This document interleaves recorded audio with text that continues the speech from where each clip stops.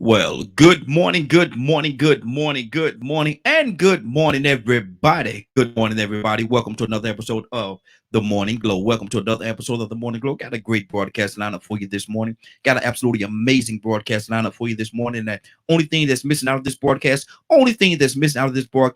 is you. Good morning, Gabrielle. Good morning. Good to have you. Good morning, Roy. Good morning, Big D. How you doing? Good to have you. Scorpio, good to have you as well. We got a topic we're going to talk about this morning, but I got a pre-topic that I was on my way in this morning, and I was listening to the Steve Harvey show. Good morning, Jack Clark. I was listening to the Steve Harvey morning show, and then there was a letter that came in, and it blew me away. Normally, I don't do that because I usually listen to the radio en route here, either regular radio or XM radio. And I'm gonna tell you what happened. There was a subject that I want to discuss with you all. It blew me away, man. And it blew my mind. This is what happened. There was a young lady. She said she was dating this guy for 12 years. She was dating a guy for 12 years. Some of y'all might have heard it. She was dating the guy for 12 years. And her sister, her biological sister, went behind her back and had sex with the guy. Went behind her back. Biological sister, blood sister, went behind her sister's back, had sex with the guy, married the guy. And after they messed around for a while, married the guy. Now, these are two sisters. They have two other sisters. Now, the sister that this happened to said that she just disassociated herself with all her sisters, all three of them. The one that went behind her back and the other two sisters that they had as well, because she said that they knew that those two was messing around. My question to you is, what kind of fracking bull mess is that? Give me a call, 508-924-3521, 508-924-3521, 508-924-3521. I want to know, what would you do in a situation like that? Naturally, obviously, good morning, Michael. Obviously, the sister that went behind her back, that was absolutely dirty. That's something that you don't do. You don't, if one of my brothers is dating someone or is in a relationship with someone, I would never, will I? You're off limits. Okay, we could be friends, hang out, blah, blah, blah, but anything, no. You have crossed lines with my brother that I would never cross with you.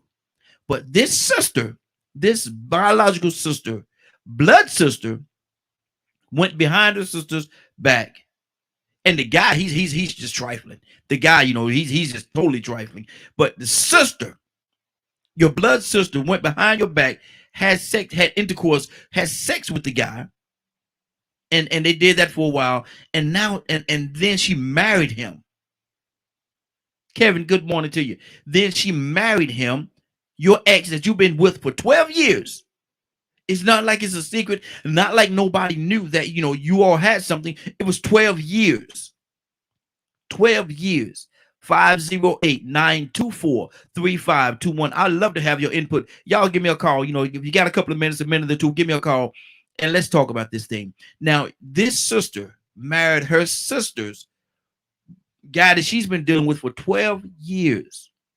12 years. She went behind him, had sex. They had sex a few times. I guess it was just amazing to her, blew her mind, and she lost all sense of reality. She married the guy. Now, there's two other sisters in the equation. Two other sisters that's in the equation knew that they was having relations. Knew that they was about to get married. Knew that was this other sister's ex-boyfriend. Only reason they split up is because the sister went behind the sister's back. It's not like they had this big fallout. They had this big fallout and they fell apart. Nothing like that happened. What happened was the sister was so trifling. She went behind her sister's back, got with her sister's boyfriend, married the sister's boyfriend. The two other sisters knew about it. And now the original sister, the first sister that was with the guy for 12 years, disassociated herself from her sisters.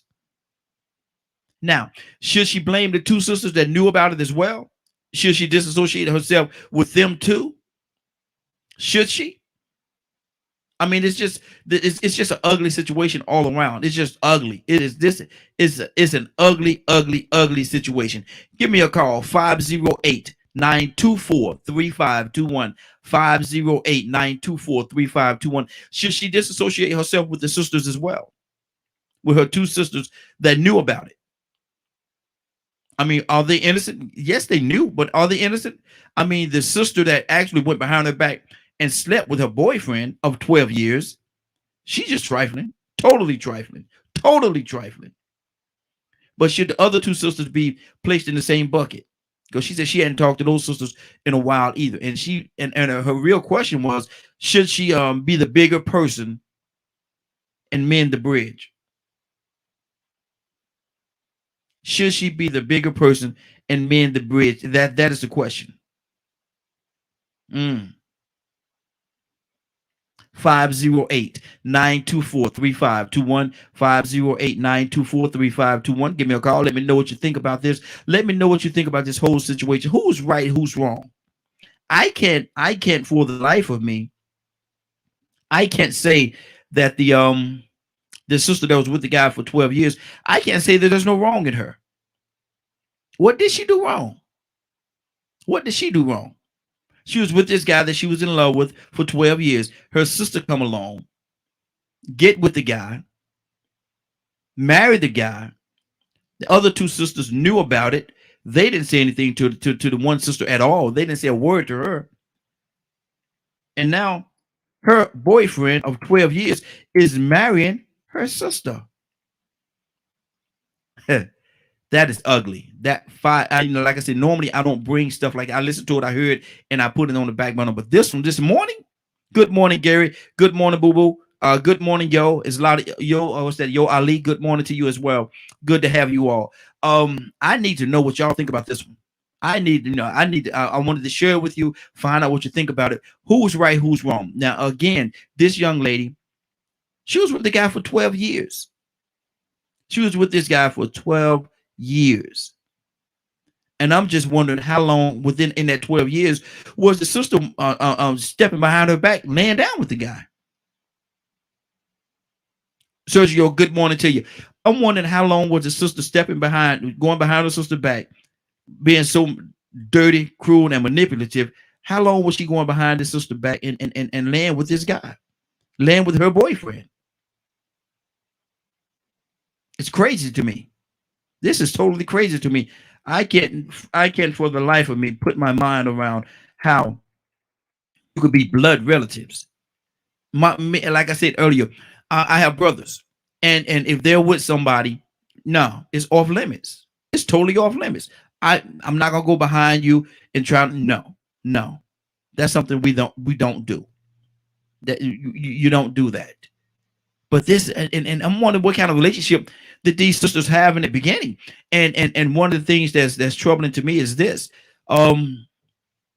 Wow. It's just this is just blowing my mind. Y'all got to help me through this one. Y'all got to help me through this. I don't understand it. How do you go behind your sister's back, knowing that this girl has been with this guy for 12 years? You go behind her back, her blood sister. You go behind her back, lay down with her boyfriend. Then I guess it's just so fantastic to you. You can't control yourself. Now you're marrying the guy. You got two other sisters that know about this. Neither one of y'all go to this sister that was with the guy for 12 years and say anything to her at all. She cut all y'all off. She cut all y'all off. All y'all cut off. All y'all cut off. Now she's saying, should she be the bigger person and go back and restore the relationship that they have? How can you have a relationship with the sister that took your man? How do you have a relationship with her? What kind of trust would you have with her? This is the young lady that stole your man, married him, and now you want to go over there and hang out with him like everything is okay? How do you look at him? I mean, how do you look at him, knowing that y'all were together for 12 years and now he's married to your sister? What's that Thanksgiving dinner gonna be like? What is that Christmas situation gonna be like? You know, now they started having kids. They started having kids or whatever. You know, What kind of feeling are you gonna have in your heart? There's so much tied up in this story, man. This is, it's terrible. It's a terrible, terrible situation. What about your parents? What about your parents? What your parents gonna say about something like this? Do they know? Are they still with you? Man, I was. Good morning, Sandros. Good morning, Sandro. Good morning to you, YSO. Good morning to you as well. We got several people just joining us, and definitely good to have you this morning. Definitely good to have each and every one of you. I just want you all to call in. The number is 508-924-3521. 508-924-3521. What do you do? Should she humble herself? I guess you would say humble herself. Should she do that and be the bigger person and go and mend the bridge? Big Mike, good morning to you. Should she do that? Now, you got to understand that she's been with this guy for 12 years. That's 12 years of her life. 12 years that she's been with this guy. 12 years. She's been with this guy for 12 years. Clifton, good morning to you. She's been with this guy for 12 years. And her sister go behind her back. And my question again is, how long has her sister been going behind her back, laying down with her boyfriend?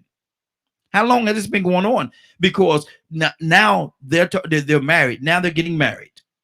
Two other sisters know about the situation, know that, this girl's about to marry her sisters, their sisters, not ex-boyfriend. The only reason he's ex-boyfriend is because of the fact that the sister stepped in and manipulated the situation and laid down.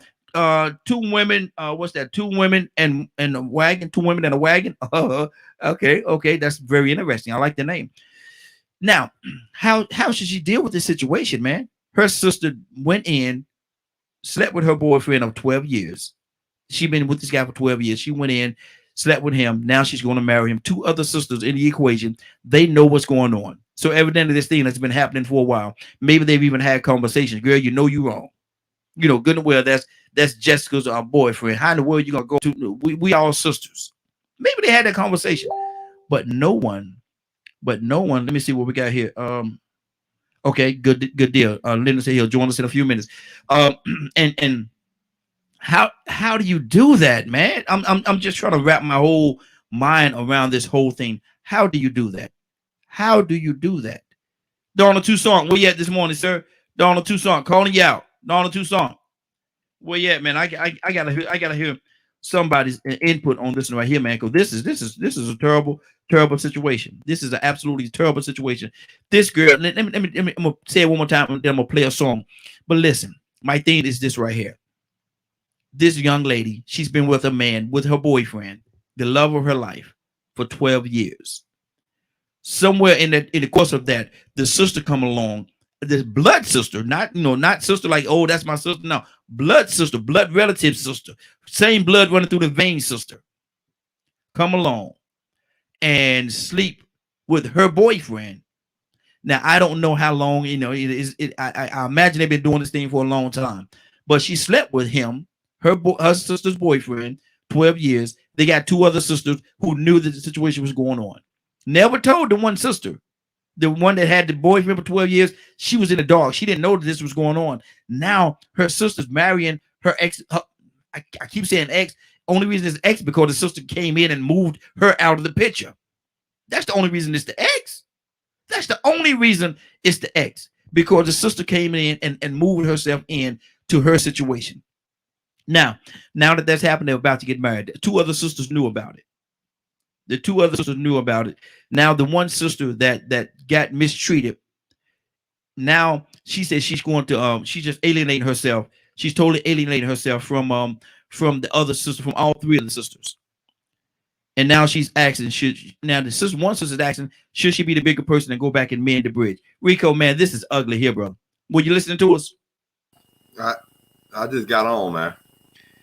I heard something this morning, coming in this morning, and it was on the Steve Harvey show. I was listening to it when I'm coming in, and there's three sisters in this whole situation. Yeah, 1, 2, 3, actually four sisters. Four sisters in this situation. One sister was with this guy for 12 years. She was with the guy for 12 years, and I guess it was for that longer time. You might thinking they would be kind of serious being together for 12 years. One of the other sisters came in and manipulated the whole situation and slept with the guy. Slept with her sisters, blood sisters, blood sister, not just not somebody on the street. They say, "Oh, that's my sister." No, no, relative, blood relative. She slept with the sister's boyfriend. Now I don't know how long this has been going on because it might have been going on for a while. Now they're talking about getting married. Now they're talking about getting married. She came in, took her sister's man. Now she's going to marry him. They got two other sisters that knew about the situation and never said anything to the first sister. Never said anything to the first sister. Now the one that got hurt, one that got a man taken, she's saying she's going to totally alienate herself from all the sisters. And and the question that she asked this morning was, should she be the bigger person and go and mend the bridge? Rico, talk to me, brother. No, she gotta counsel them. She gotta counsel them out. I mean, to me, that's almost equivalent to plotting on somebody to sabotage them. To me personally, I feel like if you got a sibling or a relative that will do something like that to you behind your back, they'll molest your child. They'll set you up and put an insurance policy out on you. You know, there's some lines you just don't cross. Exactly. Especially when it comes to being family members. There's some lines you just can't cross, and when they get crossed, ain't no coming back from them. Because if they even found a place in their heart to justify such, terrible behavior, they'll find a way to justify it again if the desire is in them bad enough. Whatever objective they're trying to attain, whatever it is they're trying to get to, it will consume them that much to they'll stoop to whatever level to get that. You might become expendable. So there comes a time when I was telling my dad this last week, man. Sometimes you just got to stop being the bigger person. And if I ain't mistaken, I think I even made a post about it yesterday. It's getting to a point now to where you just have to deal with people that are more honorable and have consistency. Those that really stand for something. They have some type of integrity. Because that could be a dangerous situation. Yeah. And then like I said, you put for instance the sisters that knew about it and didn't say anything. Yes. Honestly, they might have wanted a piece of that man too. Most of the time, if you got a friend that can come around you and know that your wife is doing the most behind your back, and they act like it's normal, most of the time that friend is letting that woman know, yeah, it's cool, just in case you want to give me some too. You see, I won't say nothing. You see, I could carry on and act like ain't nothing going on. Exactly. I can play the game just good too. So that's what that woman's sisters did.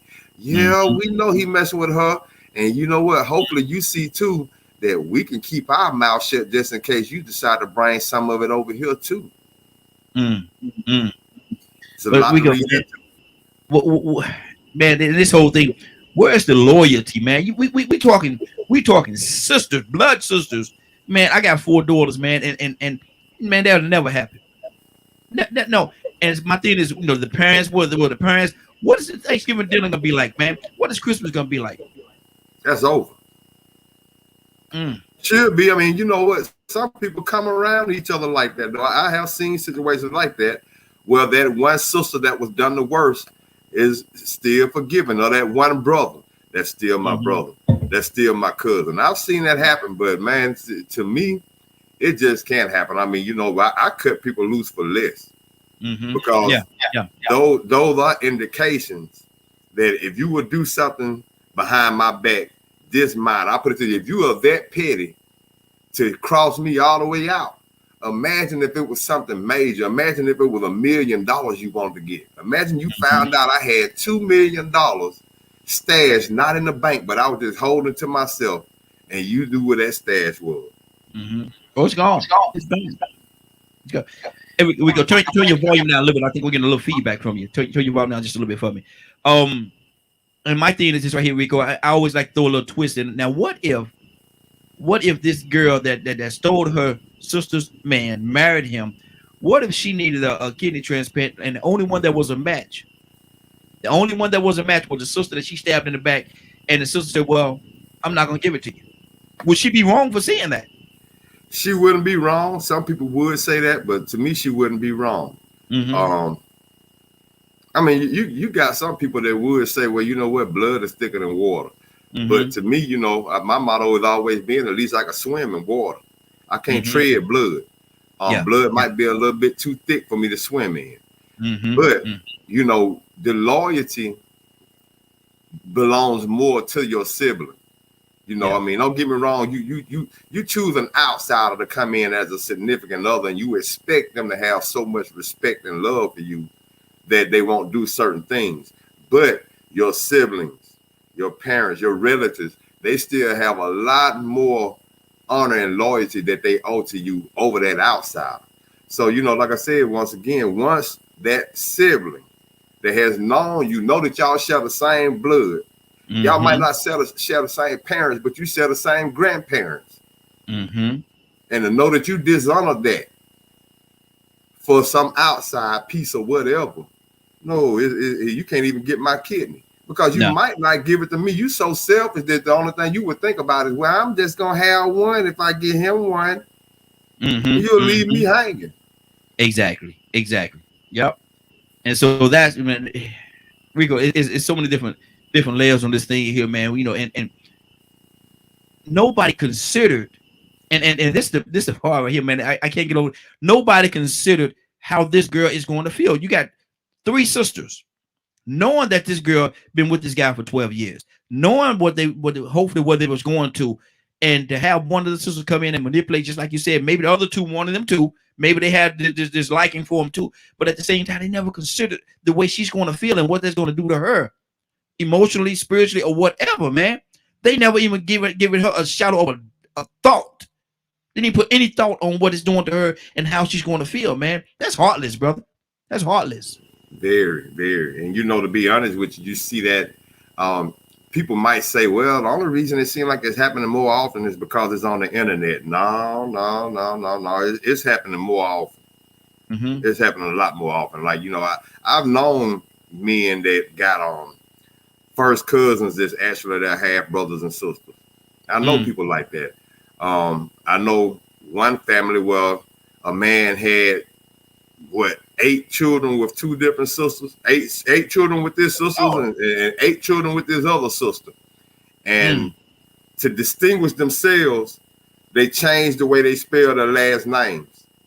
So one group had the last name spelled one way, then the other sister, to signify that they're not the same from the same mother, they changed the spelling of their last name. So even though they're half brothers and sisters, quote, cousins, you know what I'm saying, they still got different last names, so you won't be able to tell they're related. I mean, it's like, you know, they just went in all kind of different chaotic ways to try to rectify the situation.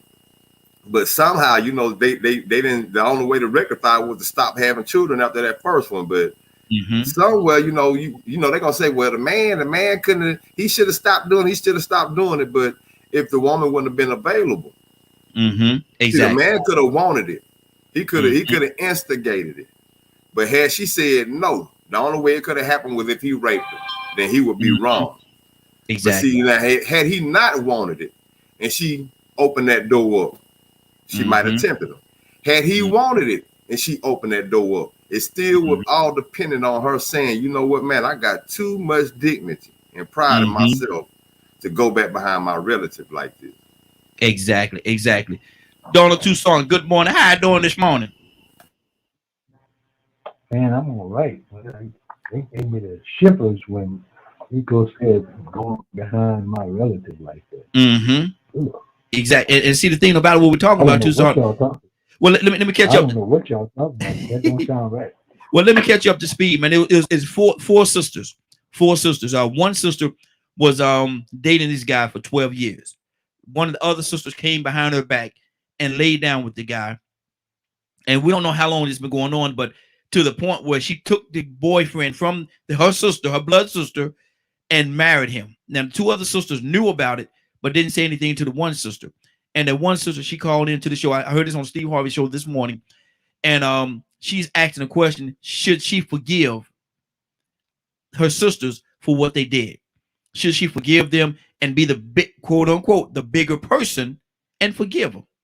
Now, Tucson, she been with this guy for 12 years. Her sister come in and manipulate her to the point, whereas, took her man, a blood relative sister, a blood, not a little play, not a little you might be my sister. Oh, that's my no relative, blood.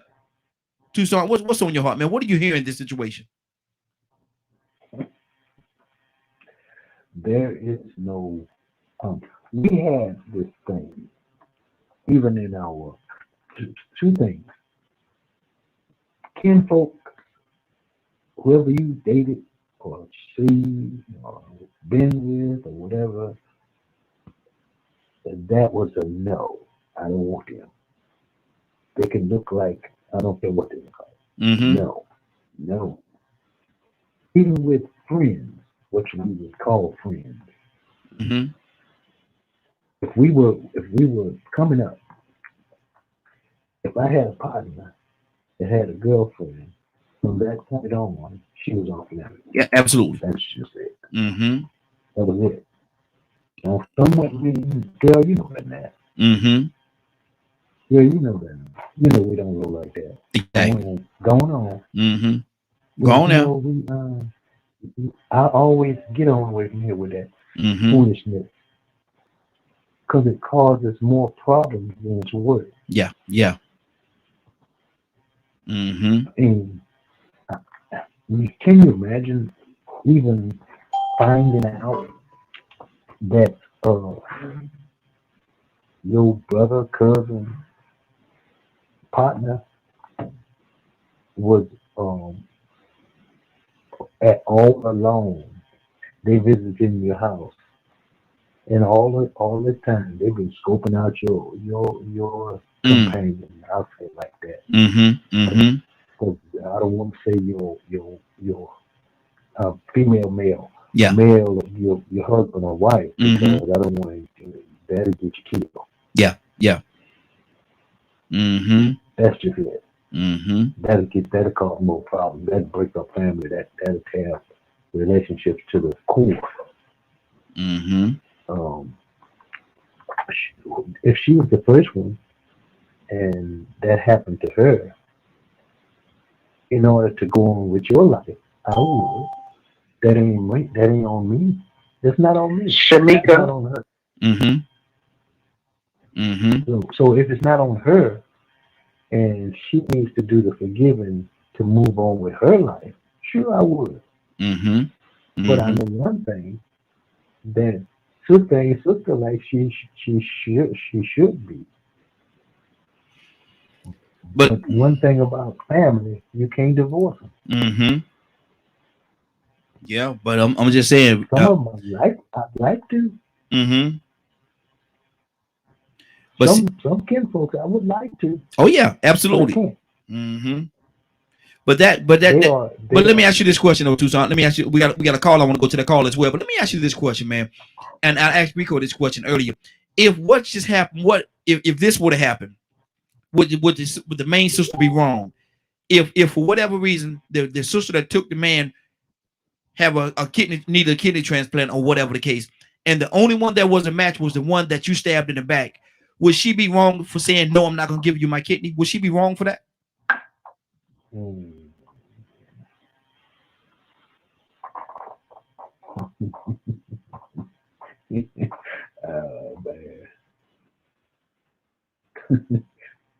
Every once in a while you got a question and I just say pass. Mm-hmm. I don't know. I don't have the answer. Okay. That could go either way. Mm-hmm. Because now you can be vindictive and say yes. No, Mm-hmm. I mean you can say no. Mm-hmm. You can be vindictive and unforgiving and say no. Yes.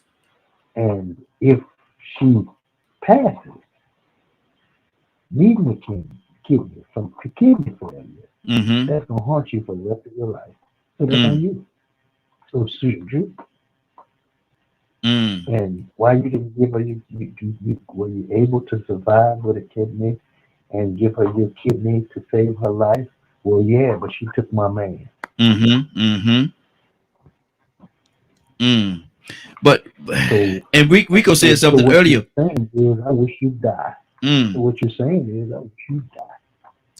But see, Rico said something earlier, and it was a very valid point, man. Now, at what point do you have to cease being the bigger person?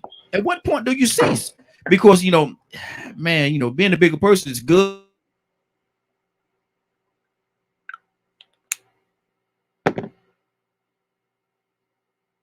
Look like it's on me. He don't froze it up. He don't froze up. So that means the phone lines are down too. First off, let me say grand rising. I didn't get to say that earlier. But sometimes it is hard to be the bigger person. I think about the fact of the older sister, the one that was the wife at first. How devastated was she? How traumatized was she? Some of those situations like that, not only is it devastating toward the woman, the wife that was married to him, she was made the bigger fool out of, being that everybody was deceiving her, but her children that she had with this man, they suffer from a loss too. They suffering from embarrassment. They suffering from the same deceit, but they probably don't suffer as much as that wife being deceived by her sister. So it depends on how traumatized she was. I mean, we have to realize that sometimes in these situations, people get so broken that they become suicidal. They start resorting to drugs. They might get on, start drinking real heavily. You go and you look at some of these people that have alcohol problems and you wonder, well, why do they drink all the time? She's a nice lady. He's a nice man. Why do they drink all the time? And then you start finding out they had some very extreme traumatic things go on in their life, emotionally traumatizing things, some physically. It may have been a loss of children. They may have children that they lost in a house fire or something like that. But then they may have just lost their family. Maybe the family went completely downhill because they depended on this man. At one point in time, the man was the sole provider in most homes. And in a situation where a man was the sole provider, if he was the sole provider for two homes and he decided to go to one and leave the other one hanging, then that family was in trouble. That mother had to fend and struggle for her children to provide and protect them. Because that man was gone, he chose her sister's family. He chose his other children over his main children, his mistress or whatever. So that can be devastating. Some people might have been left in poverty. Get yourself back in. There we go. So that's just a situation that it really depends on how devastated that person was, how traumatizing it was, how deep was the deceit. We expect people to be the bigger person. Now, like you said, if she decided not to give up that kidney, and then that sister died, and she had to go back and look at those nieces and nephews that are half brothers and sisters with her children, could she cope with letting somebody die? So I mean, sometimes we get caught in our emotions and we respond and react accordingly at that point in time. But just as soon as we stick to our guns and we think about our emotions, later on we get in another bad place because we realize, what, I could have saved their life. We don't want a life to be on our hands, but sometimes people traumatize you and hurt you so much where you don't mind them dying. You would rather them to not exist. So I mean, it depends on the person. Exactly. Shamika, good morning. How you doing this morning? I'm fine. How are you? Hey, doing well. I need to hear your heart, sister. What do you say to this whole situation, man? One sister manipulated the other sister, took her man, and she's out. Other two sisters knew about it. Nobody told her. What do you hear in that situation? How heartless is that? That's wrong. I mean, first of all, my opinion is you can never take something that was never yours. So if he wasn't fully committed to her in the first place, it wouldn't have been a need. The other sister couldn't have came in and took him.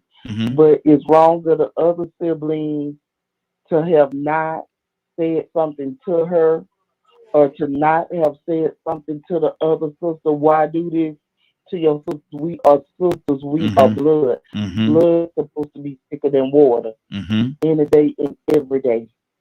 Just like I think it was Rico or somebody said, or the other gentleman said, at the end of the day, family is gonna be family. But I have a point in time where a line is drawn because you crossed me. I'm not talking to you. I love you from a distance. I forgive you because I'm not gonna spend my nights tossing and turning by not forgiving you. I'm not gonna allow my spirit to become contaminated by not forgiving you. Now, what would you do in a situation? And let me hear your whole heart on this question right here. What would you do in a situation where it's now they've done this to you? Say if it was you, they did this too, and then the one that took your man, the one that actually took your man from you, needed a kidney, and if she didn't get this kidney, then she was going to die. She needed the kidney, and she come to you and say, "Will you give me your?" I'm gonna give my sister. I'm gonna give my sister a kidney. Wow, that's I good. would give it to her. You know, regardless of the fact. You know, me and my sister made she rest because she's no longer here and was my only sibling. And we was night and day of each other. But at the end of the road, that was my sister. Yeah. She's betrayed me in some stuff. Mm. But at the end of the day, that was my sister. So still, regardless of what went on, and my sister needed my kidney, she gonna get it. Now, how she feel about me, or if she would have done it for me, that would be between her and God. Okay, that's But good. I'm not gonna allow my sibling to die, and then I have to look at the other siblings, or I have to look at these kids that could have still had a parent here. But because of the bitterness, the angry, all that's piled up inside of me, I chose not to save her life out of all of that. I think my conscience would bother me more allowing her to die. Wow, that's good. That's good. Captain Leonard, what do you hear in this situation, brother? And good morning. How you doing this morning? Good morning, Raheem and the Morning Glow family. I heard little bits and pieces, but man, Rico was trying to help you out there when you went off the air. So go ahead with your little scenario. What was it? Well, I heard it on the Steve Harvey coming in this on people calling to the Steve Harvey show. Normally, I don't I hear stuff like that and I just roll with it. But I had to talk about this one this morning, Leonard. 4 sisters. Okay, 4 sisters. Okay. One sister has been with this guy for 12 years. I got Cassandra on the line on standby. I can't wait to hear her opinion too, because and we might get some of them some French words. But listen, 4 sisters, man. One sister been with this guy for 12 years. Somewhere along the course of that, one of her sisters, her blood sister, relative sister, starts sleeping with the guy. Now they're married. Now the other 2 sisters knew that this was going on, but they never told the first sister about it. And it's the one sister that it happened to, her question was, should she be the bigger person? She hadn't talked to him in a while. Should she be the bigger person and go and mend the bridge and right the wrong? Should she be the bigger person? Leonard, what do you say to that? The bigger person in what? Well, I mean, they should if they got a relationship as sisters, they should definitely have a conversation about it. Now, I heard somebody talking about some kidneys. What was that about? Well, I extended it by saying that if the one sister that it happened to that had the knife in her back, if the sister that took her man needed the kidney and she was the only match, should she and the sister come and say, I need a kidney or I'm gonna die if I don't get this kidney, should she give her a kidney? Well, she don't have no responsibility to give her a kidney. If she has that much goodness in her heart, more power to her. But I can honestly tell you that, it depends on the relationship, because they sound like filthy people. Yeah. To do something like that, man. And see, Leonard, the thing, I'm glad you said that, because the thing about it, man, neither one of the 3 sisters had any regard for that one sister, man, about how she's going to feel, and had no regard for her at all. That's right. And to me, that's terrible. Yeah, go ahead. So it really would depends on the relationship between the 2 sisters. I mean, if things happen like this regularly, are they normally like this? Do they normally do things nasty like that to one another? For what reason would she be doing it? Like, what's the young lady that spoke right before me? Sherelle. Miss Sherelle. I like what she said, because one, she's establishing that her sister, the relationship she has with her sister, is bigger than the issue Mm-hmm. and what happened. Mm-hmm. See, that's a complete individual type of situation. But I wouldn't think no less of her if she did or if she did not. Like I said before, she didn't think about her kidneys. Mm-hmm.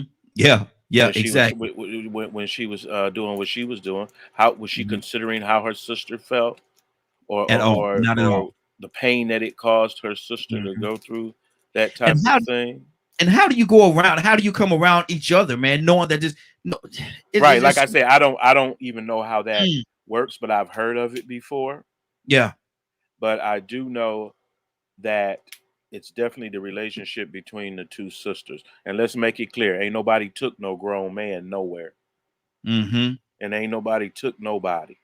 But for Mm-hmm. one sister to be able to lay with another sister's man like that, Trifling. that's Trifling. really kind of, that's a level of, I don't know the right word. Deceit. The deceit is not No, strong enough. no, Deceit that is not strong enough. I would probably disown that type of person. Mm-hmm. Mm-hmm. With Wow. my mentality, I know I would probably would. And you Mm-hmm. definitely wouldn't get one of my kidneys. Wow. And so Cassandra. my mama can be mad, my other Mm-hmm. sisters and brothers can be mad, but you didn't think about me when you did what you did. Yeah. Yeah. And it ain't gonna get me no closer to heaven. So I don't understand, this individual. Mm-hmm. It's a lot tied up in this thing. Cassandra, good morning. How you doing this morning? Cassandra would, because she's a good person. Good morning. Cassandra, I need your heart on this one, sister. What do you hear in this situation? I need your whole heart today. No, I understand the deception and obviously there was manipulation going on. It all the wrong things. The dynamics of the family need to be looked at Mm-hmm. because obviously there are underlying things going on with the family. Because I don't see two sisters not saying something to the sister who was being betrayed. I don't know what her relationship is with the other three sisters, but when it comes to the kidney, my sister would have my kidney. I'm not going to I don't care if it's a stranger. If my kidney would work for them, I'm not going to let somebody die when I can do something to save their life. And especially a family member, even though she did her low down, dirty dirt, whatever, it's no way I would see my sister die or anyone else for that matter if I can do something to save their life. So, yeah, I think that, but I'm with Leonard. The guy had to have participated in that. And how do you know that you are actively dating one sister and then you sneaking around? What the hell is wrong with him? Excuse my language. And everybody around them that knew what was happening, all of y'all sleazy. So, I mean, but I'm with the girl. She's asking, should she, be the bigger person? Why not? Life is short, and forgiveness. We keep forgetting as Christians. We keep saying the Word of God says. How many times when Jesus, when the brother was asked, how many times should it? And 70 times 7. Yeah. Y'all go ahead and add that up. And y'all talking about one incident. Go ahead and add up 70 times 7. Just go ahead and add that up, and then see how many times we should forgive people. But Cassandra, what is the Thanksgiving dinner going? What would it be like? How? Maybe we don't even. Maybe you won't get to eat Thanksgiving dinner together anymore. But at least the forgiveness will be there. Okay, I can't sit and watch you and him sitting there, and I was with him, but I can't do that. But I forgive you. I forgive him, and you're still my family. You're still my sister. I mean, how do you stop somebody from being your sibling? I don't get it. How do you eradicate that? If someone is toxic, you stay away from them. I don't care who it is. I agree with that. But you can never stop the fact that they're your sibling. That will be there forever. And that might be the unfortunate part, that they have to remain knowing that they've done something like this to you. That could be the disheartening part, that they still your sister or they're still your brother, knowing that they've deceived you in that way. Rico, what's on your heart, brother? Help me out. Just like there's levels to that. I mean, she made a decision to say, well, you know what? True enough, that man now, low down dude, he even approached me like this. But I sort of want it. I know that's my sister. But man, I seen him in them gray jogging pants, and I just wonder what, oof. So, you know, you think about the fact that it couldn't happen without her saying she still had some type of, you know, desire for it too. You know what I'm saying? Other than that, if it happened, it was gonna have to be rape. She had to have a desire for it. So, you know, when you think about the nature of a person that will have a desire to go ahead and say, well, you know what, man, I'm gonna push you to the side because I want to indulge in this temptation. What if that attraction had been for your older son? Well, I know that's my nephew, but man, I seen him the other day taking a shower. You know what? I used to change his pamper when he was a baby. And I mean, that happens. Then you find out this man or this woman was taking advantage of your daughter, their niece or nephew, and then you decide you want to forgive. Now, what is the level of forgiveness? Is it just forgiveness to the point where you say, well, I ain't gonna hate you, but I ain't gonna deal with you no more, or I'm gonna still love you, and I'm gonna give you a kidney, and I'm gonna invite you over for Christmas and Thanksgiving, so you can do it again, and gonna buy you a gift, and so you can do it again. So you know, I want to say it the way George Bush said it, but I can't even be dumb enough to say it like that. Fool me once, shame on you. Fool me twice, shame on me. Once somebody really shows you that they will go to a certain place, when they have selfish desires, when they let you know that they will cross a certain line, that lets you know that they will do it again. Because it doesn't feel, they found out that it doesn't feel bad. They ain't gonna get struck down by lightning. You get what I'm saying? For stealing this or doing whatever they did. So it's just a matter of letting your mind and your conscience get to a place where you say, well, you know what, man, I think I get at a shot. And you know, you might, you know, like I said, you might give them a kidney or you might forgive them, but I just don't, I really, you know that there has to be certain levels of forgiveness. You know, if you want to start thinking religiously, you know what I'm saying, what would Jesus do in that situation? You know, me personally, I just don't believe in giving people an opportunity to do something to me once they already showed me that they'll do it one time. I don't believe in giving them a second chance to hurt me. Yeah. And like I always say, I'm going to go to Jamaica, but I say it all the time, and never give a person a second chance to pull the first gun. Don't do it. Don't give them a second chance to pull the first gun. It ain't going to work. Jamaica, what's on your heart? I mean, I'm just listening and feel once again, and I can kind of understand this lady because my late father, he was dating, you know, it was a group of sisters, and I used to go eat at their mom's shop that was here in Atlanta some years ago in the West End, Miss Bishop, that was down there by the college, and one sister knew that the other sister had dated my father, and they didn't care. But I asked my Dad, how can you talk to this sister knowing you had talked to that sister? And the first thing my daddy said, well, your daddy is a dog. That sister knowed I was talking to the other sisters. So if they don't have no respect for themselves, why should I have any for them? Wow. You know, but those sisters never fell out. You know, they never fell out with each other about my father. He never married now one of them either. But, you know, they never fell out about my daddy because he was just like a sugar daddy to folks. But this is deep when you got a sister that married this man. Yeah. That married this man. And you did not consider how your sister was going to feel. Like you say, didn't consider how this sister was going to feel or the pain it's going to cause. And just like we keep saying, at the end of the day, you know, I had a niece that talked to a gentleman that she knew I had been involved with, and I had to find out through a friend of his that they had talked. But one thing I had to tell this man, you know, that's my niece.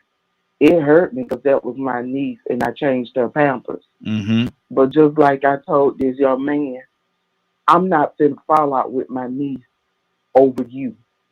Because at the end of the day, that's my niece, my only niece. And that's my blood. Wow. And that's my blood. You know, so this thing, it really goes deep. And like you said, you have to deal with what goes on. Because a lot of people deal with abandonment issues, rejection issues, low self-esteem issues. So you really have to get into the root of what would make another person talk to a person knowing their relative. Sister, whoever, brother, whoever. Look at the Jacksons. Yeah. One brother married another brother. Yep. Exactly. Both of them had kids by. Wow. You know, that's crazy. You have to look at the disturbance inside of the person, inside of the family, what would make people do things like that. So it goes deep. You got to get to the root of where it all generates from. Wow. Leonard, what's on your heart, brother? Well, first of all, I would like to just say good morning to Miss Shamika. I think we know one another. It's good to hear you. It's good to hear your voice. I thought that was you. Yes, it is me. Yeah. Good to hear your voice, Shamika. I know, right? I haven't been on here in a minute, even though I speak, but I be so busy. You're right. Like it's one me. But it's good to hear you. You know, those are issues, you know, Raheem, that Shamika like was talking about, the relationship with the sibling that makes the difference. And definitely, I wouldn't look, like I said, I wouldn't look down on a person if they did or did not share the kidney, because at the end of the day, that's their kidney. Okay. And I'm always been very transparent, especially as it relates to, you know, being a Christian, about these things. Like I tell people, I'm not Jesus. Nor do I ever claim to be, or ever to be close to what Jesus would do in that situation. Because you see, I don't love my enemies. And if I would have to go to hell for that, I probably would go to hell for that. Because I don't love my enemies. I can't see a way for me to love my enemy. So I have that issue, like even with people that I know don't mean me no good. I don't owe those people nothing. I'm not associating with them. I don't need them to be benefiting from me in any way whatsoever. Because people will constantly take advantage of you and these types of things if you allow it. Those sisters knew what was going on. Yeah. And this is how men perpetrate this type of thing. It's because when a man should be a real man and restrain himself, he behaved like a dog. And that's when that's how that happens. This is why we used to call females the B word. For the same reason. This is just certain levels of nastiness that we have to get out of our systems. Because all they do is cause problems, especially when you get to the point where you have one man fathering the children of sisters. Okay, what example are you setting for your children? Exactly. What if they start turning around sleeping with one another, their cousins and everybody else? Because they've seen their parents cross these lines this way. That leads to a lot of incestuous behavior as well. But this is what happens when you give in to that type of thing. I don't care. There's no excuse. Yeah, exactly. Exactly. Like you say, how I'm sitting across the table from you at Thanksgiving. But God bless those people who are at that level that can do it. But everybody don't do it for the right reasons. Some people do it just to keep up mess because they like that type of drama. And my thing is, how, the parents, man, if the parents are still there, how do you, Yeah, what's your stance on this? What's your stance on this whole thing? You know, you got your 4 daughters. Now they out there, one jumping on the other guy, other. It's so much. It's so much. I'm still very traditional about certain things. And that's one of them lines on this earth I'm not crossing. Never. I don't care who. I don't care what this. There is no situation. Look here. It could be Janet Jackson. Y'all know I love me some Janet Jackson. But if Janet Jackson did with one of my brothers, Janet Jackson, you off limit. Now, you know, just chalk it up. You know, congratulations, bro. You got you one there, boy. I'm proud of you. Proud of you. I'm proud of you. You know what I mean? You got you one there. You know that. Hey, good job, bro. Good job. Can I say something? Absolutely. And this is something that came to my mind because we as women, we are women, and y'all are men. And one thing about us as women, that women's intuition. How did you not see or know that something was wrong? You didn't see no warning signs or anything that something was wrong or going on between your sister and this guy? Yeah. Some. Cassandra, what do you say to that? Should there have been some telltale signs?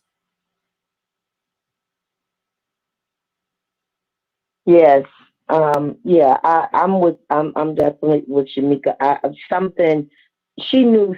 It's no way that when y'all around each other, that you could not sense. Women is strong, and even if you may have said, "Nah, girl, you just making it up." Something inside of you, especially if it got to the place where they were seeing each other long enough to know they love each other, they want to get married. What the heck? And you had I just feel like there's more to the story, Shamika. I really do. I feel like there's more to the story. We know. Yeah. I can't believe that. Yeah. Oh yeah. Even if it's if we feel it when it's with another woman that we don't know, how was it you would not feel it if it's somebody right in your family? Come on. So I got my suspicions about that. There's more to it.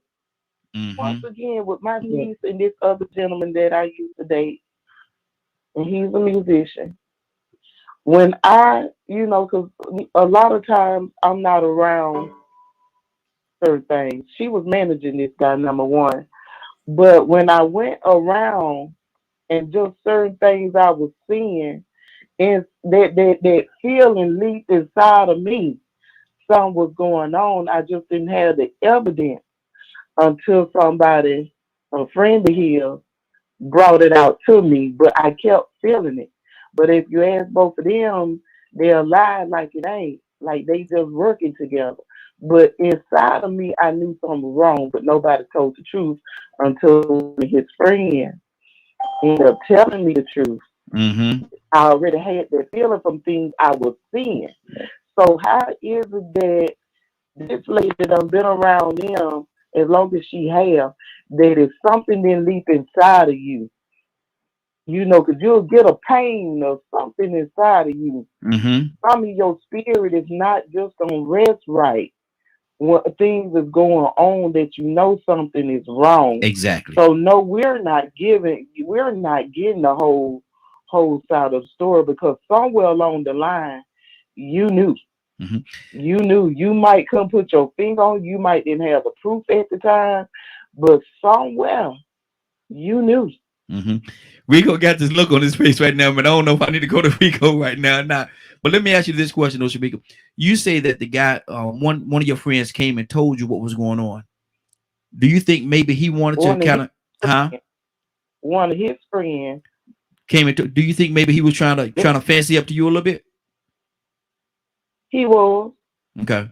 He was, but like I told him, and I didn't know my niece was kind of fooling with him too. Wow. So you're fooling with two people playing in the same band with each other. Okay, so that, but my thing is, I don't go Dangerous. behind my family. Yeah, yeah. So I don't care what you was doing, why you chose to bring it out, but you was not going to get to me because that's nasty. That's nasty. All day, every day. That's nasty. Absolutely, absolutely. We got another caller. Caller, what's your name? Where you calling from? Morning, Raheem. It's Kurt, man. Kurt, good morning. How you doing this morning? Hey, what's up, brother? What's up? Hey, doing good. Hey, you been listening to us this morning? No, I just woke up. I'm running late. What's going on? Okay. Well, we're talking about 4 sisters, Kurt. We're talking about 4 sisters. One young lady, she was with a man for 12 years. And somewhere along the course of that, one of her blood sisters came in, backdoored her, and started sleeping with the man. Now they're about to get married. Now you got 2 other sisters in the equation that knew what was going on and never confided in the one sister and told her anything. Now, she's asking, and I heard this on the Steve Harvey show this morning. She's asking the question: should she be the bigger person and go and mend the bridges, even though the one sister stabbed in the back and the other sister kept a secret? Should she be the bigger person? Kurt, what are you hearing that? You know what? They always say blood thicker than water, man. They always say blood thicker than water. At the end of the day, in my opinion, what happened was foul and wrong. And bro, family gonna be family, man. At the end of the day, if that's what she want to do, then let her do it, because that's her family. Family just gonna be family. You can't, you can get a new man. You know what I mean? You can always get a new man. What's that Thanksgiving dinner gonna be like though? What's that thing? If she be the bigger person and go there, what's that Thanksgiving dinner gonna be like? All of them sitting around the table together, and she know right across the table, sitting beside her sister, is the man that she was with for 12 years. And they dressed alike. And they just yes, sir. It's probably gonna be a mess. But if you want to mend that fence, if that's a fence that you want to mend, you can't expect to go out there without no gloves and no boots on and stay clean. You know what I mean? You gotta be prepared. I mean, not that I condone that kind of behavior, because I don't. Let me go and put that out there. That's something. I'm with the sister on that. That's something I never did before, man. I stayed away. Man, it's just too messy. I was put in that predicament one time in my life. I was real young, but I learned a valuable lesson. But man, but if she gonna try and mend that fence, she needs to understand that, okay, you going into a hostile environment, because everybody's gonna have something to say about what you did. So, you gotta already know you need to have your boots laced up, raincoat with you. You know what I'm saying? Your gloves in your bag. You know what I mean? Your grease and everything. Matter of fact, you don't even need to wear no jeans. You need to wear some slippery leggings, because somebody might go on and shoot you around. So you might as well be prepared for that. Remind me of when I heard Daz Dillinger talking about getting back with the dog pound. He came straight out and said, what I did, it was wrong. But I know I gotta go. I'm going back, so I'm gonna have to catch that fade. Before I do anything, I'm gonna have to catch that fade. So he knew going in, hey, the possibilities of me having to throw these hands, that's a possibility. It's a strong possibility. So, but I don't. The behavior is out of pocket. Exactly. Trying to put it back in pocket. You just can't go in there thinking that you're entitled to any kind of level of respect or understanding, because people not going to understand that, man. Exactly. Rico, what's on your heart, brother? I try to put myself in the shoes of everybody that could be potentially affected. The most important people, anyway. And first off, if I put myself in the woman's shoes, or if it would happen to be between 2 brothers and one brother violated the other one, I put myself in their shoes and say, well, what would make me do something like that? And I could think of all the different scenarios and all the things I could think of, but the main thing that comes up is the fact that I still try to find a way to justify it, to say, okay, it's okay to do this. You know, that's one thing. But then I was listening to what Shamika said. And once again, I say I like to put myself in people's shoes. And you know what she did? She put herself in that woman's shoes because she understood, but then she forgot just like that how that woman didn't know. The same way you didn't know till that man came and told you. See, you felt something, but then even if you approached them, you confronted them, you didn't have no proof. So you had to believe what they said because you didn't walk in and see him standing up in them. You didn't see her on top of him. You didn't see them kissing. You didn't catch them in an uncompromising position to say, aha! You just had this gut feeling. Guess what? Men have them too. I had a dream one time, and I knew it was real. So I confronted my baby mama with it and lied and told her that I heard the story on three-way, and she broke down crying. It was scene for scene, motion for motion, what happened. And it just stuck with me.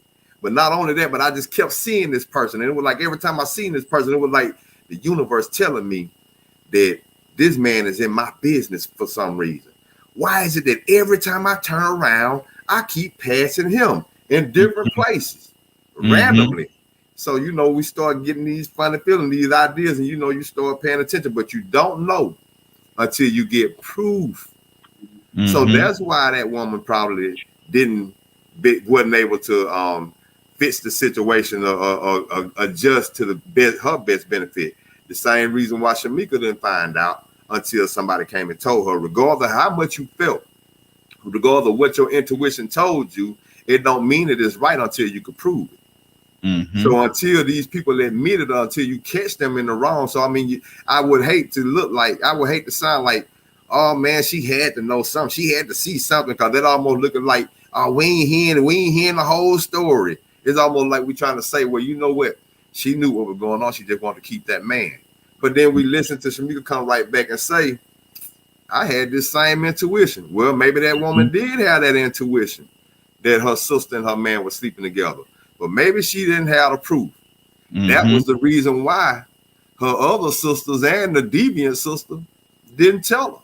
Everybody knew but her. So if everybody knew but her, that means it was a concerted effort to make sure that it was done without her knowing about it. So when somebody makes an effort, just like they made an effort for us not to know our history or where we came from, they made an effort to make sure we don't know our language or who we worship. When somebody makes a concerted effort to keep something from you, that ain't your fault. They made an effort to make sure that you get made a fool out of, that you don't know nothing about this. All us know but her. And you know what the funny thing is the fact that human nature is so sick. That might have been what made people keep on doing it, is just the sensationalism and the adrenaline that goes with that deep, dark secret. Wow, that's good. Leonard, what's on your heart, brother? What's on my heart? Yes, sir. As it relates to what we were talking about before. Yes, sir. You know, it's as I said before, you know, to me, it's about boundaries.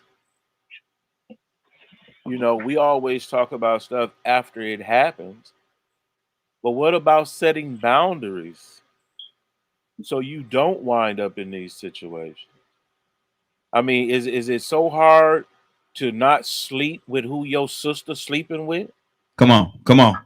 I mean, what's really going on? Than people who lack self-discipline and respect. You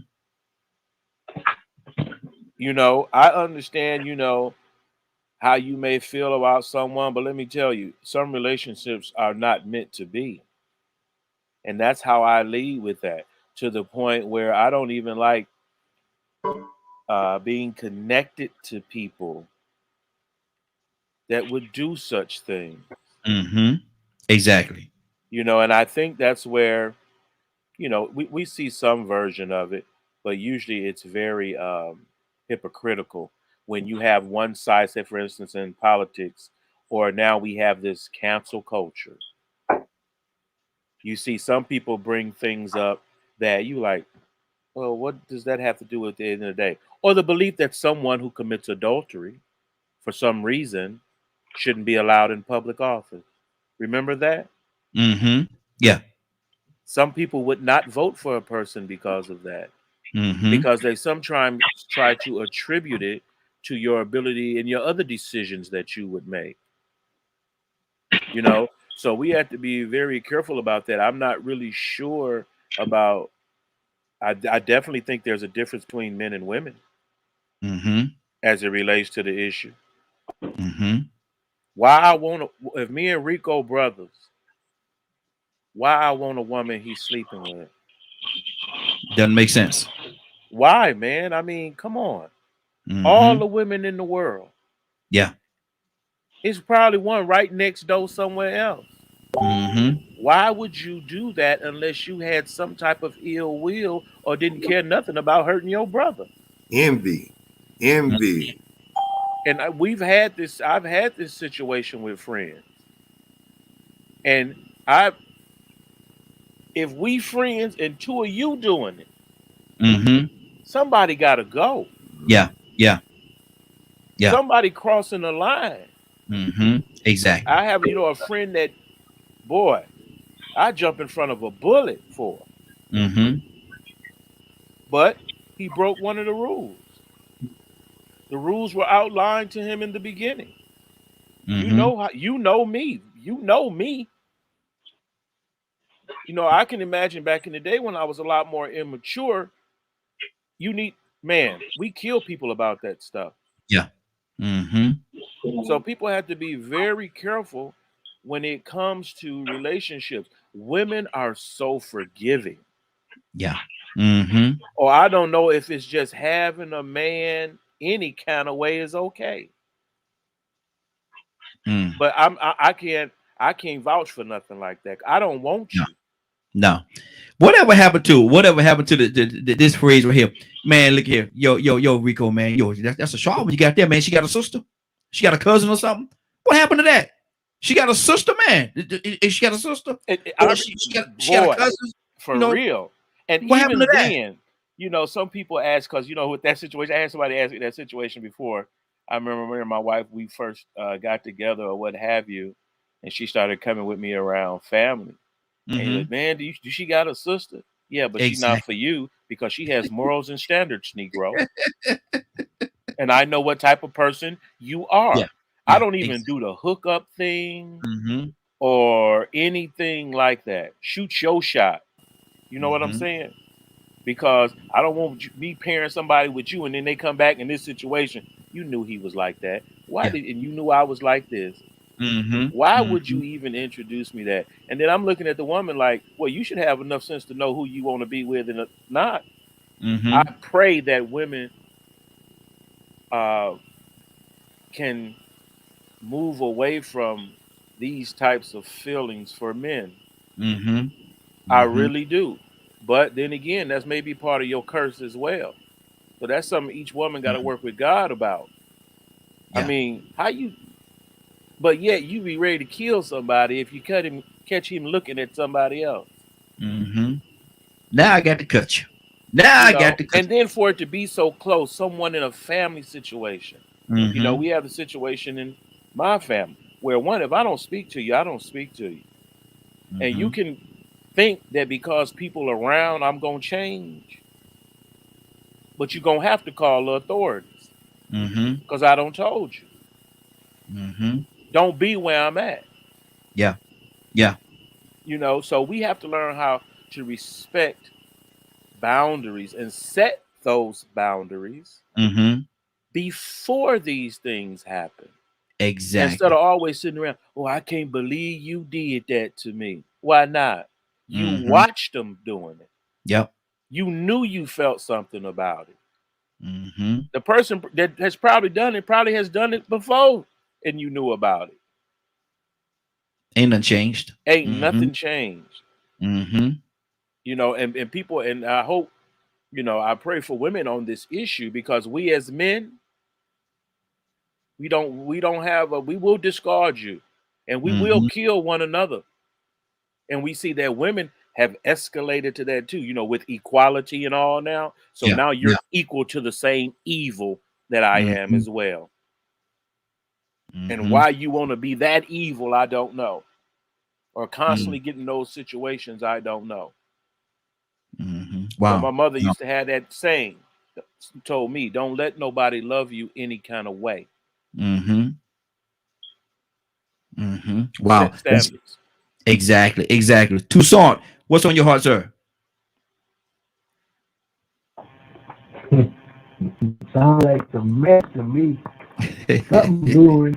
It ain't looking good for the next family reunion. No, sir.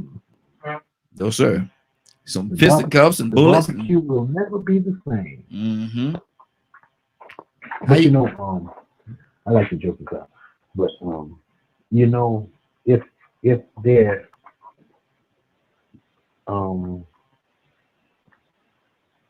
if they were dead, I'm trying to tell you what I'm thinking about. I'm thinking about in Israel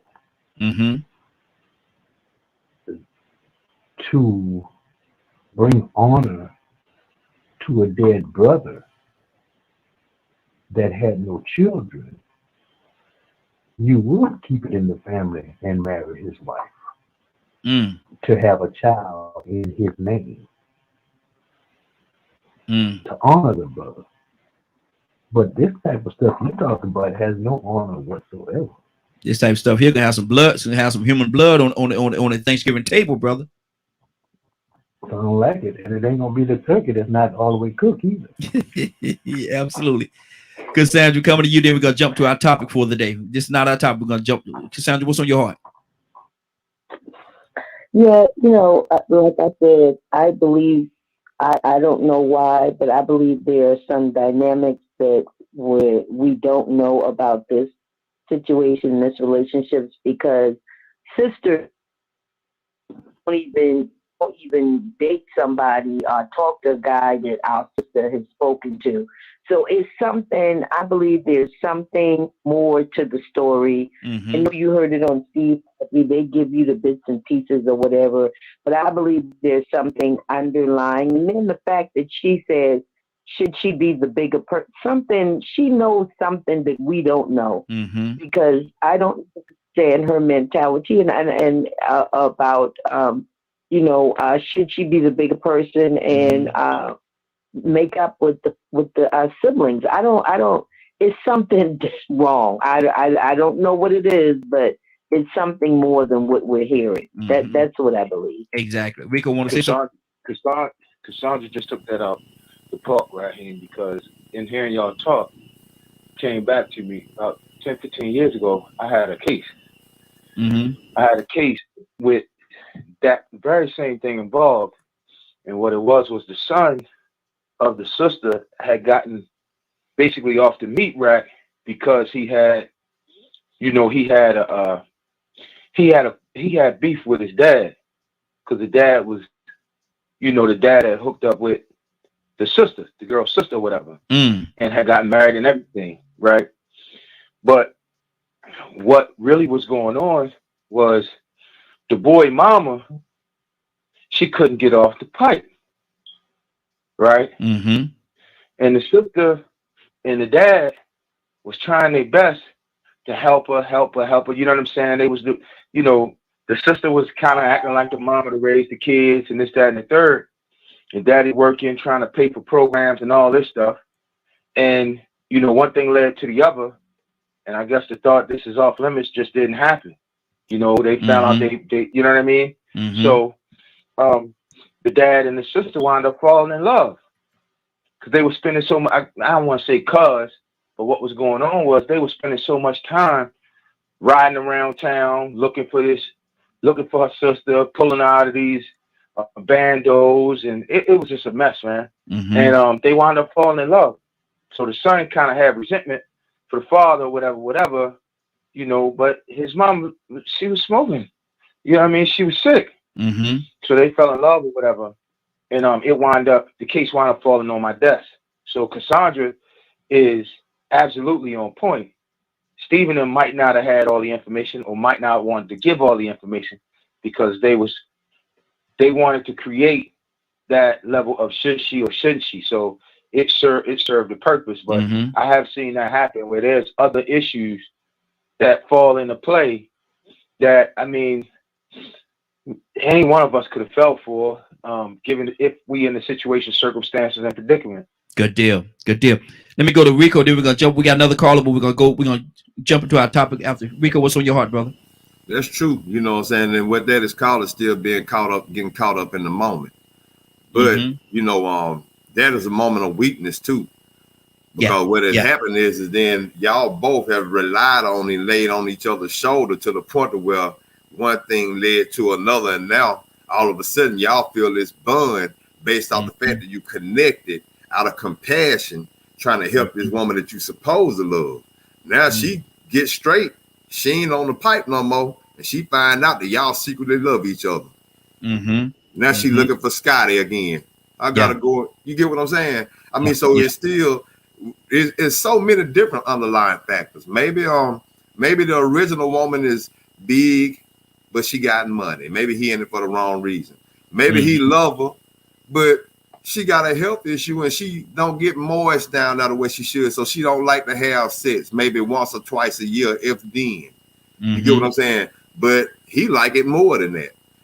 So it's so many different issues that can happen between that man and that woman, the reason why he did it. But now think about what can be going on between those sisters that can make that sister say, well, you know what? I understand. Come on and get this. You still ain't supposed to be the one, regardless of what the problem is going on with that man and his wife or your sister. You get what I'm saying? So, I mean, there's a lot of underlying issues that could be going on. But like Leonard said, some lines you do not cross. Yeah, exactly. You know what I'm saying? Especially those lines where you could create children. And it's funny what he said about those compliments, man. I'm gonna tell people about those compliments that have you got a brother, have you got a sister thing. A lot of times when those women that were my baby mama or women that I dealt with, friends, asked did I have a friend or a brother, guess what I end up doing with them? See, that's a hint sometimes when you got a brother that come around. Ooh, man, boy, you done hit the jackpot this time. You got some sisters, you got some friends. You know what he's saying? Girl, I like it. You so bad. I wish I would have met you first. If there's any chance in back of your mind that you down with it, I'm down with it. So you got to be careful of that right there too. Of that, have you got a friend? Have you got a cousin? Have you got some uncles? Because some of those old thoughts, you know what I'm saying, to get at the niece old man too, her boyfriend, because she letting him know you're a nice piece of meat, boy. You got some uncles. If you like an old woman like me, then you mess around and get caught slipping. Yeah. You get what I'm saying? I mean, so I'm very I ain't with that hookup thing either. I'm like, Leonard, man, has she got a friend? Man, look, hey, your girl got a friend? Yeah. You know what I'm saying? I'll flip it back around. Don't play with me. Yeah, exactly. Boy, let's go to our topic for today. This is something, and I'm gonna go to I'm gonna start this off with Leonard. Leonard, you there? Yes, sir. A lot of time, and I'm starting with you. Hold on, I got to jump off, y'all. I got to jump off, but y'all be blessed. I'll be back on when I can again. Man, I'm gonna go into this topic. I noticed right down your alley too. Right down your alley as well. I'm sorry you got to go because, as a matter of fact, let me if you don't mind, I'm gonna start off with her because I know she got to go. Can I have 2 minutes? Can I get 2 more minutes from you? Yeah. Okay, good deal. Yeah. I know that you two are you're in the movement. You're in the movement, and you've dealt with a lot of people in a lot of different situations. Do you find sometimes that a person gets so emotional about a situation that they find themselves not in the movement, but in the moment? And so our topic today is: are you in the Are you in the moment, or are you in the movement? Because movement is something that's a lifetime situation.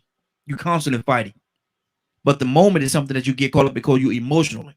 So how do you deal with it? And when you ask a person, are you in the moment or are you in the movement?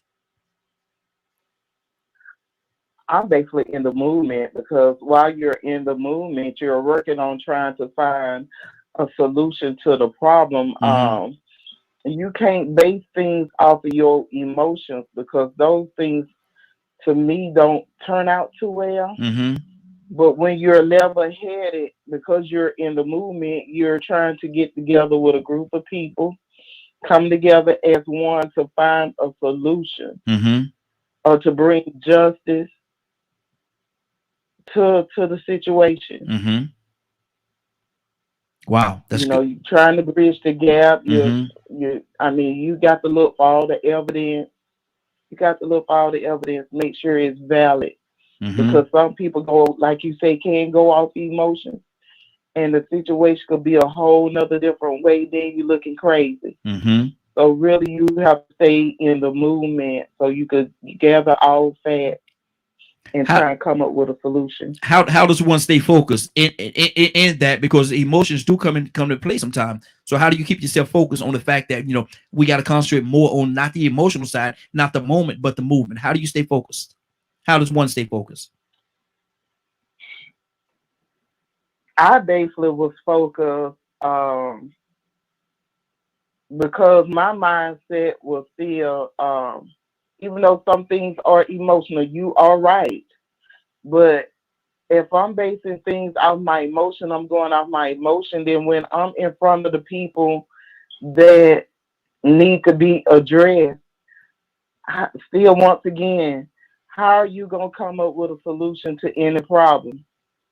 And what can be solved out of my emotions? Because people don't care nothing about your emotions. They really don't care about your emotions. But if you stay focused and you say, hey, let me get together with this group of people, let us see, what we can come up with. And even if we don't get into the result, at least we know we tried. We stayed focused. You have to remain mature, level-headed. Officers not going to respond to your emotions. Political figures may hear you, but they're not going to respond. They can see your emotions, that you see you're compassionate, but still everything you got to be focused. To me, that's just me. I don't know about nobody else. I can be emotional and still be focused. Exactly. Because I know what my goal is.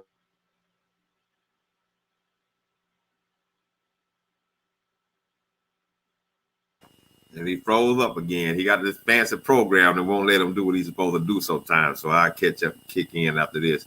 The phone call dropped too when this happened, so I'm gonna fill on in. Well, go ahead, Leonard. He was calling on you next. Well, I mean, it's like you said before. Me and you have this thing, common, and I think there's really a lot of a difference with men and women. But also, I can remember not when I first understood, because I had the notion that women were somehow better than men when I was younger. But as I started dealing with them, I realized they were not. And I realized that they're just as capable as lying and being just as devious. And it's not to say that, I can't think of a situation where I would ever believe that this is okay, Rico. I can't, how some people say, well, I'm sorry. What you mean you sorry? You think you could just tell me you sorry and that fixes it? But that's what all sorry people do. Right. They do things intentionally to hurt people, regardless, to satisfy their own selfish motivation, and just keep moving. They don't care what destruction they've caused or anything. Anything that's justified at that moment. Right. That immediate gratification. Yes. And so one of the things that I did, a lot of practice. So I had to get used to being a decent person. I had to practice that. It's not something that's just automatic. Just because you see something, like if I don't care how fine a woman is,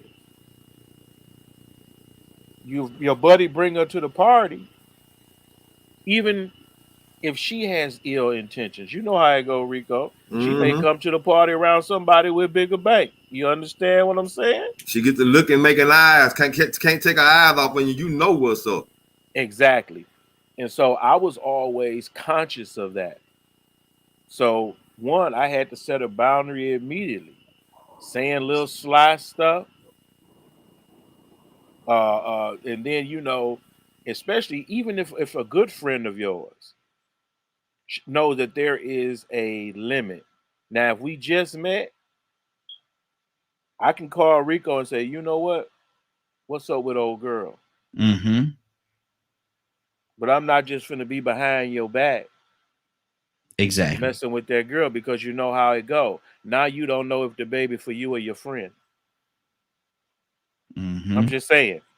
If you Mm-hmm. nasty like that, and then women got the nerve to get offended when you question it. If you ain't got no problem with it, why you offended? But you tell me that the baby is mine 100%, Mm-hmm. or you just bluffing whether or not I'm gonna go down there and take that test. We see how much money white folks don't made off that already. Mm-hmm. Exactly. Exactly. So if you keep behaving that way, people gonna start referring to you that way. You don't get that B word because you so good and holy and doing what you're supposed to do and you trustworthy. That's usually not how you got that word. Mm-hmm. You usually got that word because you didn't hesitate to make a baby with me, my friend, and nobody else. You really don't care. Mm-hmm. Wow. You'll Wow. let anybody knock you up. You know what I'm saying? Say And so Scotty that's Dottie, how we anybody? treated you, Mm-hmm. because we know the game that you was trying to play. Exactly. Exactly. Let me and we got a couple of phone calls on the line. I want to get to those calls, but let me come back to you with this right here, man. Yes, sir. Are you in the moment or the movement? Because I know you've been doing this thing for a long time, man, and I'm sure you've run into people that just emotional. They get caught up and they're in the moment. Ain't got nothing to do with the movement. They just get caught up in the moment. How do you deal with that, and how do you address a situation like that? There are moments in the movement that'll make you leave it alone altogether. Wow. It is not for everybody at certain levels. You may Mm-hmm. not be able to be at the level that I was at. I can tell you the level that I was at is much different than the occasional person that comes along on things that interest them. Mm-hmm. Mm-hmm. Because one, at the level I was at, even if it didn't interest me, it was part of the job. Mm-hmm. You know, there's a lot of people that believe that just because we were if it's a civil rights organization, that just because you come down there, it's automatically racism because Mm-hmm. you think it is. Mm-hmm. And then when I sit down with you and go through all the other things, you know, some people will look at me real funny, Raheem, when I don't Mm-hmm. agree with them on certain things, Oh yeah. because I'm the one that has to build the case for you. If you can't Mm-hmm. convince me it's racism, how I'm gonna convince anybody, you gonna convince anybody else? Mm-hmm. Where's the evidence? You got some people that just want a name in front of them and they try to make it racism just Mm-hmm. to get upped. You know what I'm saying? Yeah. Yeah. I like helping people. And if I help you as much as I can, I've had some folks I've started off with in the beginning and have backed away, Mm-hmm. but they know that if they call me, they can get some help. But I don't want to be in your everyday life like that, Mm-hmm. because Wow. at some point I have to do other things. I have to help other people. If there's so many, you know, you have some people who forget there's a line of people behind you need help. Mm-hmm. So Mm-hmm. your issue can't be my only issue. Yeah. Yeah. You know, Exactly. some people do it great though. Some people are in the Mm-hmm. movement. Boom, they find one person with an issue and they're the spokesperson for that person until they resolve the issue. Some people, you know, they do it that way. Mm-hmm. Some people may just want to do the research part of helping you build that defense for that person. So Mm-hmm. I tell people, get in where you fit in. I don't criticize people, but I do appreciate everybody that does get involved and do what they can. Mm-hmm. We don't Exactly. we don't do it because we got all the money we need, because we got it all together and things like that. I Mm-hmm. do it as a part of not just helping my community, but as a part of ministry as well. Mm-hmm. So, you know, it's not for everyone. but everyone sooner or later has an issue that they want help with. It's good. That's good. 508-924-3521. 508-924-3521. Got a few callers. I'm gonna touch these callers right now. We're gonna definitely come to you as well. So everybody be on standby. Give me a little patience. And Toya with a T. Good morning. How you doing this morning? Good morning. Good morning. How y'all doing? Hey, doing good. Doing good. So listen, we asking a question. A lot of times people get so caught up in what's going on that they find themselves so caught up in the moment, and they're not necessarily in the movement, but they're in the moment, because I think the movement is a lifetime situation. But so when something happened, how do you know that a person is not just caught up in the moment, but they're actually there for the movement? What do you say to that, Toya? I don't know. I think that's kind of a tricky question. The moment and the movement kind of coincide with each other. But oftentimes, like you say, movements last a lifetime, you know, and things happen, you know, but I think that movement is more like just an ongoing forward process. You understand what I'm saying? And I'm going to use this Black Lives Matter movement. It started off, right? It actually was a moment. Because we're not out of it now. You understand what I'm saying? But the movement still continues because now the whole world is on something black. You understand what I'm saying? It's like nobody's afraid of the black thing no more. Nobody's afraid of us saying, hey, yeah, we standing up, sticking together. And before it was closed and kind of sheltered. You know, they would be offended. Oh, what do you mean black? But it's like people are more being more open now when it comes to being black. And it's still a movement. But just to me and how I see it, you know, that whole little spat, that was the moment with the anger, with the emotion, because some of the things that happened, it caused emotions. You can't tell all the slave member families that watch people to die and not have emotions, you know, and not have anger in the movement that it took for us to be free. But it's still an ongoing movement on black people being free, which still leads to all. You know what I'm saying? And I keep thinking about this thing, black, this perception that they got of being black and want to base it off emotions. But how can you tell a human that has not been trained how to have self-control, that has always been put in traumatic situations from a psychological aspect to now act not emotional? There's too many variables, right? Humans are unpredictable. And just because 100 of them act the same don't mean that one is going to act the same. But it takes self-control, man. It takes self-control. And that's where my God came in for me. Because as humans, sometimes, if we're not taught that key self-control, you are going to be having sex with your brother's homeboy and any other homeboy too. You know, you know what's right and wrong. And we do that. You're going to be touching little kids too because you ain't got self-control. You going to want to kill somebody. Oh, you feel like you want to kill somebody? You're going to do that too because you have no self-control, and we choose to have self-control where we want to. We have self-control. I don't want to go to jail. But we don't understand when we grow these muscles in our lifetimes and then we pass them on, that's what makes these movements last forever. And we have to be conscious, even if you do get caught up in the moment, because some of these situations are detrimental and you can't say don't have emotion behind some of them. Wow. But we have to be going in a forward, ongoing. But Toya, what happens to you when those emotions get you off your focus? Because if you become emotional, you can lose vision, you can lose sight of what you're trying to do. I mean, and that's true. And the same is if you never have any. Because an example, right? We're going to use police officers. That's not a job that you need to be emotional on, right? Can we agree on that? Yes, absolutely. You really can't be emotional. Absolutely. So why do we want them to be sensitive? Why do we want them to be sensitive when they enter in situations that may cost them their life? That's what we asking for. Right? Or compassionate when they need to be compassionate. Control, no matter what position you are, to have integrity, but still be on your P's and Q's to be able to protect yourself, whether you got emotion behind it or not. You got to have self-control either way it goes. Absolutely. Let me go back again. We got another caller, Jamie. Jamie, good morning. How you doing this morning? Greetings, sir. Peace and blessings be unto you all. Peace and blessings, brother. We're asking a question, Jamie. Are you in the moment or the movement? Are you in the moment or the movement? What do you say to that? You know, I'd like just to tell you answer. Mm-hmm.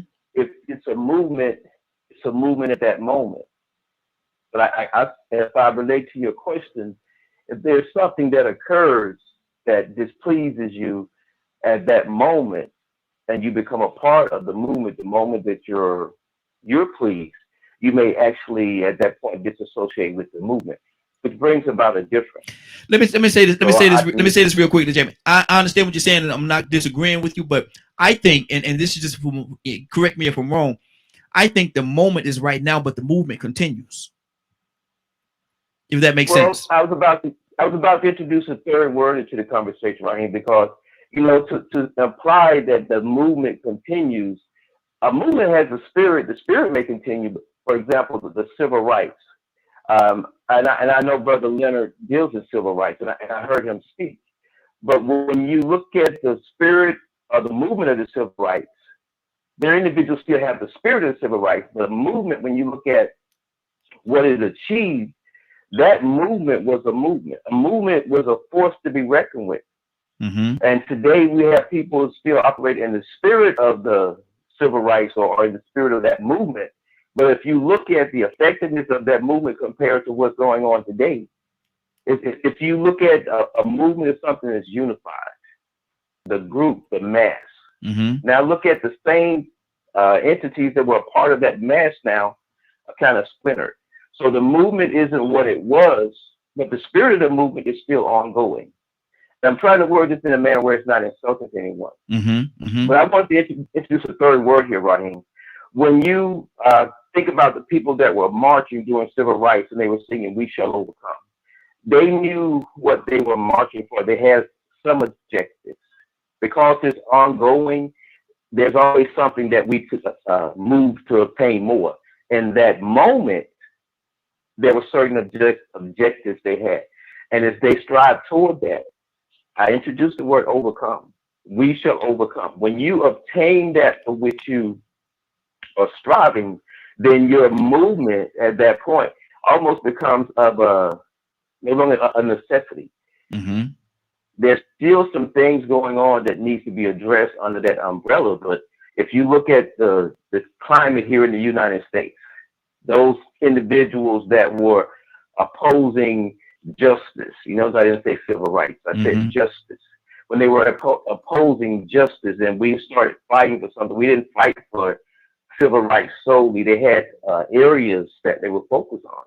Mm-hmm. And when that becomes the focus, then we can add a little bit more fuel to the spirit of the movement to get to the point where it can be recognized as that. I love the thought that there's still people that are still standing up for justice. Mm-hmm. And I didn't say civil rights. I said justice because I like what Brother Leonard said. Not that I know it's hard entirely, but when I hear him speak, I have to be able to discern what I'm hearing. Mm-hmm. So I heard him say that you have to convince him. Yeah. Well, there's a lot of things I think that are injustices that may not be civil rights violations because it's all in the wording of the law. Okay. And that's my take on it. Good. So when you go after something, people will get behind you and what you're going for. Mm-hmm. When it came to civil rights, I don't think those people that joined the civil rights movement were really concerned solely with civil rights. But I think when you throw the mix in as to what you want, I want justice. Mm-hmm. That's good. That's good. That term there is a great lure for anybody that has any morals. Mm-hmm. Mm-hmm. 508 when civil rights will not. Exactly. 508-924-3521. 508-924-3521. That's a call in number. Are you in the moment or are you in the movement? Rico, talk to me, brother. Yeah, I apologize for interrupting Toya earlier. The moment is temporary. Mm-hmm. And Shamika, she said it earlier. There's the potential for you to get caught up in the moment and get caught up in your emotions in the moment and make a fool out of yourself in the end. Start looking like a fool. Mm-hmm. And so, I'm going to tie that in with this conversation and the last topic. because in the last topic we was talking about somebody being made a fool out of, being made a fool out of because their sister took opportunity to get caught up in the temporary moment. She wanted to continue to having those temporary moments to the point to where somebody ended up looking like a fool, which was the other sister. So now I got some transparency because I agree with what Toya said. They do coincide, but the moment, if you don't know, because you asked the question, how is it that you could prevent yourself from looking like a fool when you get caught up in the moment? You got to be patient, find out the details, do some research, and find out the facts. Then you'll know whether or not you're making a fool out of yourself or not by getting caught up in the moment. Like me, I'm in the movement. Been in the movement a long time. Even before I knew how to be vocal, I still had this black empowerment, this black justice that I needed inside of me from seeing what happened with Emmett Till and Nat Turner, just knowing what happened with my grandmother, hearing stories of what she happened to, and knowing our situation in this country. I've always been for black justice.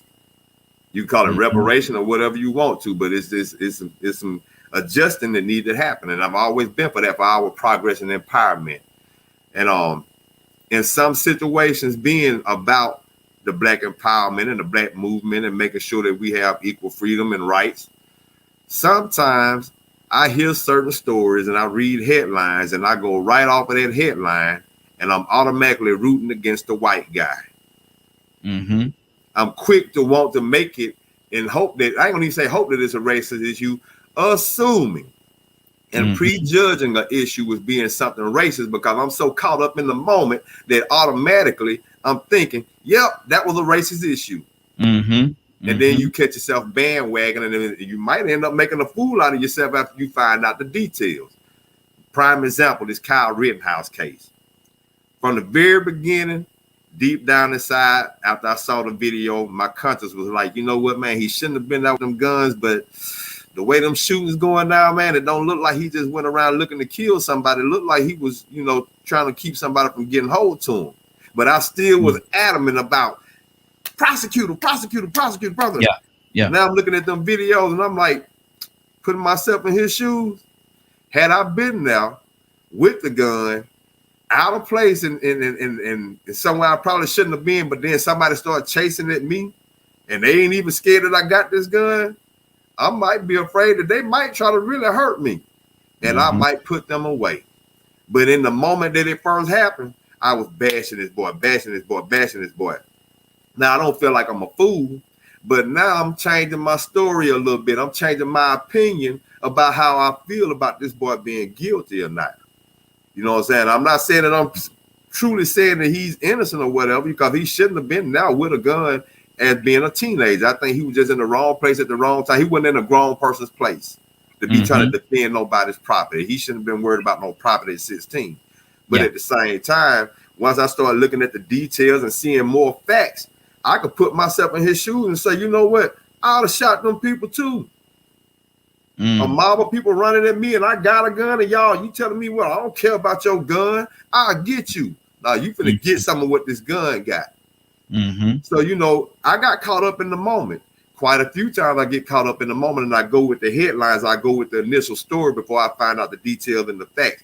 And the reason why I get caught up in the moment, because I'm so deep and entrenched into this movement that sometimes my mind gets swayed. I have a little bit of persuasion going on based off of what I stand for so much.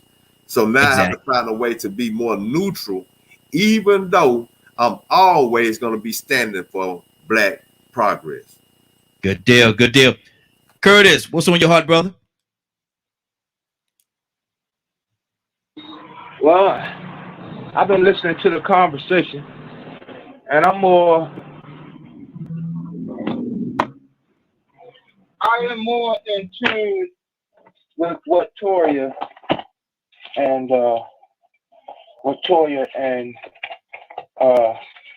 Brother Jamie was saying. In all reality, when you look at the topic and the question, you can't really put one without the other. They both work in concert and they both live in synonymous harmony with each other. One can create the other, and one can sustain the other, while all at the same time, both operating at the same time. And here's my point to that. Okay, if we just utilize the Black Lives Matter movement, the Black Lives Matter movement was created off of a moment, right? And as that movement was created off of that moment, then the movement shifted and created more moments. Why do I say that? Well, you know, I'm out here in the city. I'm out in the community. I work in the community every day. And I have to escort clients. I have to escort youth participants several places around the city. Not always places that's just directly in the city. A lot of these places, these treatment centers, all kinds of things like that, these resource service places, and so forth and so on, are located in some upscale communities. Communities that, when I was growing up, you wouldn't have never, the only black folk you would see in that community is housekeepers.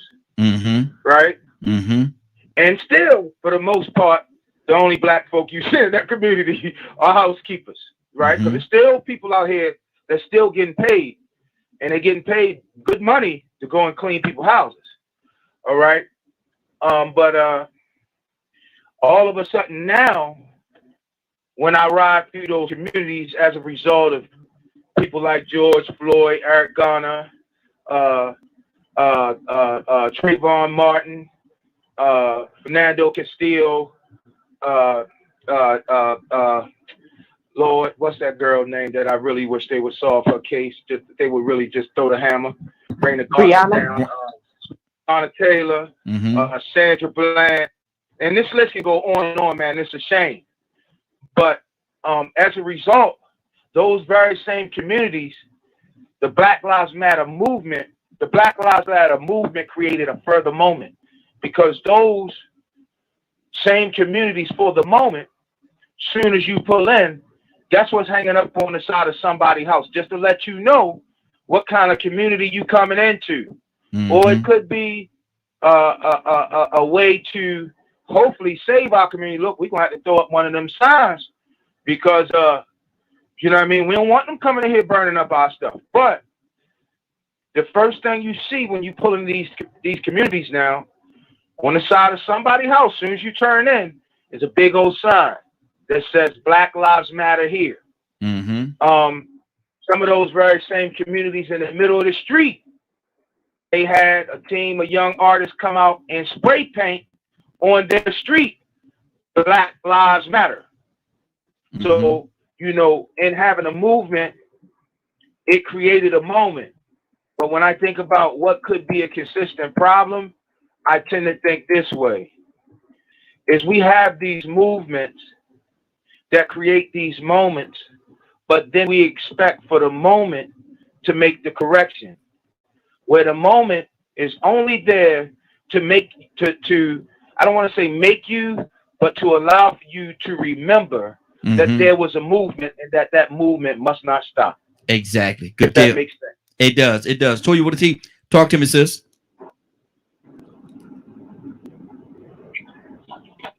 Yeah, absolutely. I mean, I'm just saying, you know, it's really hard to say not to have emotion when it comes to movement and moments. Start of the movement normally comes from something emotional. Ain't no need in movement if ain't nothing emotional getting you triggered. The self-control is where it comes in at. You know, let's go back to Cal for a second. You could have been down there trying to hit somebody. And because you was, you kill folk, you're going to jail. Plain simple. You know what? I got emotional when I went and beat that boy out of here with the bat because he hit me. Right? Okay. And I still went to jail. So you can get involved in the movement and let the movement, like Donald Trump, you can let the movement make you do something that allows you to break the law. Does not cancel out the fact that you broke the law and you have to pay consequences for it. So I get it. You understand what I'm saying? And God was with me. I did my time. I was willing. Don't put up no probation, no bail. Here I am. I did it. You understand what I'm saying? Mm-hmm. But no, we gotta understand. Emotion is what involves everything. It's the self-control of the emotion. You know what I know now? I know to get away from somebody. If I see a man a certain kind of way, whoop, can't be around him because he's gonna make me go to jail. Yeah, yeah. It's self-control at this point in the movement. You got to have self-control throughout the movement, because throughout that movement, people are going to try you, and you need to have self-control to say, no, we can't do that. Of course, defend yourself, right? Strategically, the military, they have to defend themselves. They don't just go shoot, blah, blah, blah, blah, blah, because they can get in trouble too. They have to have orders. They have to have follow a certain movement, a certain thing that has to happen before they can even react. And it's the same way in any other movement, man. You're still going to have self-control. You're still going to have to know how to control yourself. But they say know how to hold them, know how to close them, know when to walk away, know when to run, and know when to take a back door. Good deal. Good deal. Captain Leonard, talk to me. We got another caller. We're coming to you next. What you want me to talk to you about, Raheem? My girl Toya just laid it out. She just put it down, brother. Yeah. I mean, what else do we what do we expect? And you know, I'm always about inputs and a relation to outputs. And so everything to me usually is about behavior and what we expect. And it has to be clear. There's nothing wrong with making your intentions clear so people know where you stand, what you will and will not do. And hopefully you're building a circle that supports you. You know what I'm saying? Yes. So I think that if people work on those relationships that benefit them, and also, like, say, for instance, how much value do folks that interact with Miss Cassandra get from that relationship? It's because of how she feels. She has a compass. Exactly. Absolutely. She has a compass. And she's dedicated herself to doing a certain thing. But now, why would you cross her? You know, I'm big on people, you know, how some people will come and tell you, you know, these little cliches we have with, you know, my heart. Yeah. Well, I thought I did, but I didn't realize you do what you did. But now that we know who you are and how you behave, we can make better decisions. I'm going to use that information to make some better decisions. I think sometimes people, y'all be putting just too much on the altar. Exactly. For real. I mean, for real. Some people truly do things, and it seems like they almost count on your good nature, so to speak. Anybody can say, you can teach a monkey to say, I'm sorry. And not mean now part of it. And not mean none of it at all. And like me and Rico was talking about earlier, there are some people that they good at saying, I'm sorry. You know why? Because they always messing up. They always got some sob story or what have you. Whereas we know how I'm very unbiased about a lot of things. I can be clearly stone-faced in everything, regardless of how passionate I am about something. When it's time for justice, I believe in that. And we're talking about, the question was asked, he said, I missed the beginning. What are we talking about? Are you in the moment or the movement? Are you in the moment or the movement? That's our topic for today. Are you in the moment? Hey, Raheem, can I add something when you get a chance? Yes, sir. Go ahead. And you know what? I'm going to tell you truthfully. This is in my opinion, though, but I'm kind of stating an opinion of what I've witnessed over time, right? Is a lot of times most movements, they'll create a moment, but the reason why they fizzle out is because at some point the movement moves from existing in a place of fact to a place of fiction and conspiracy, right? And the minute it appears that the minute that the movement gravitating towards conspiracy, it stands a greater chance of fizzling out or revenge. A movement, a real movement, a real human movement should never be based on revenge more than based on setting the record straight. Setting the record straight and making sure that things like this don't happen again. Right. Prime example that I've seen going on is there's a possibility, and I hate to say this, you know, because I think the structure and the start of the movement was definitely something that was needed. It's been needed for 50 years, is the Me Too movement. And I believe that some of the people that became the faces of the Me Too movement gave off a characteristic as if they were in the movement solely for revenge. They were in the movement solely to hurt other people, to destroy other people.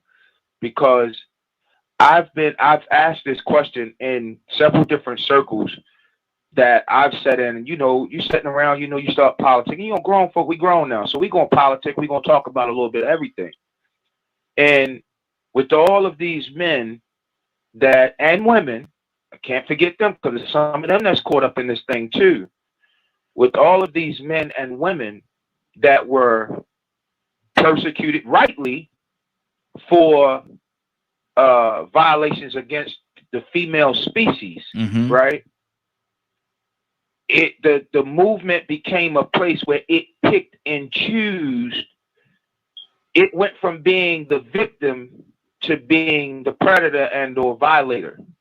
Because when you look at this whole thing, I don't see nowhere where the Me Too movement went against Trump, where the Me Too movement went against Newt Gingrich, where the Me Too movement went against Ron Starr, where the Me Too movement went against all these power brokers or so-called power brokers that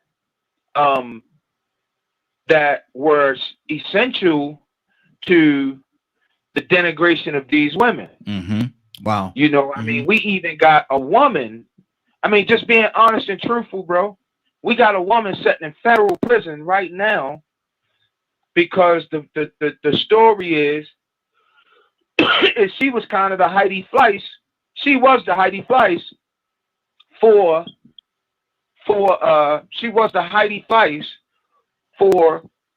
Jeffrey Epstein, right? Jeffrey Epstein, whatever, right? Okay.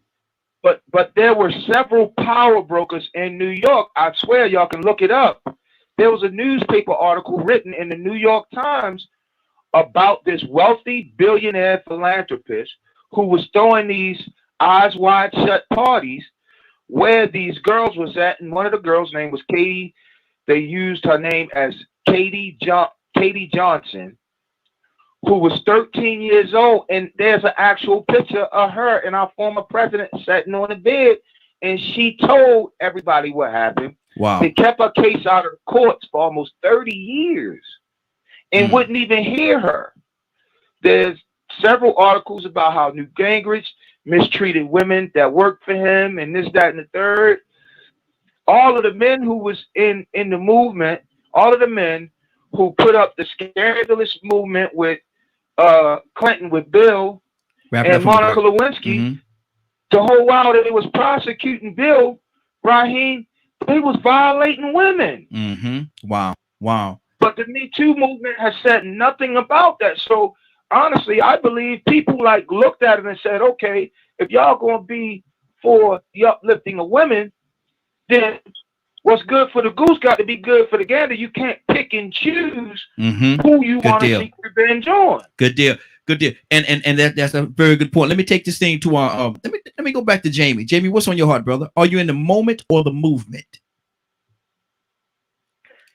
You know, Raheem, when I introduced that third word, Raheem, depending on what we're calling a movement, because there's some people that would disagree with what is considered a movement. Mm-hmm. That doesn't make it invalid, but it will determine the people's thought concerning it. Mm-hmm. I still believe, as I said, I don't look at but even when I look back on the movement, like the civil rights movement, I don't look so much at the movement as the spirit of the movement. When I look at the spirit of the movement, I can see the movement still going forward. Mm-hmm. Because when I look at what was accomplished, it was like there was so much achieved. And during the death of Dr. King, I wasn't back there. I don't know where people went or whatever, but there was, some might say, a demise of the movement, because at that point, all the elements are in place. There was a part of that movement, and it ain't moving in the manner that it did, but it still has the spirit of the movement in existence. Mm-hmm. But when I look at the moment, if I go back to kind of what some people threw out Black Lives Matter. And I'm going to use that for example. Black Lives Matter to me was not a movement. Black Lives Matter was something that took advantage of a catalyst.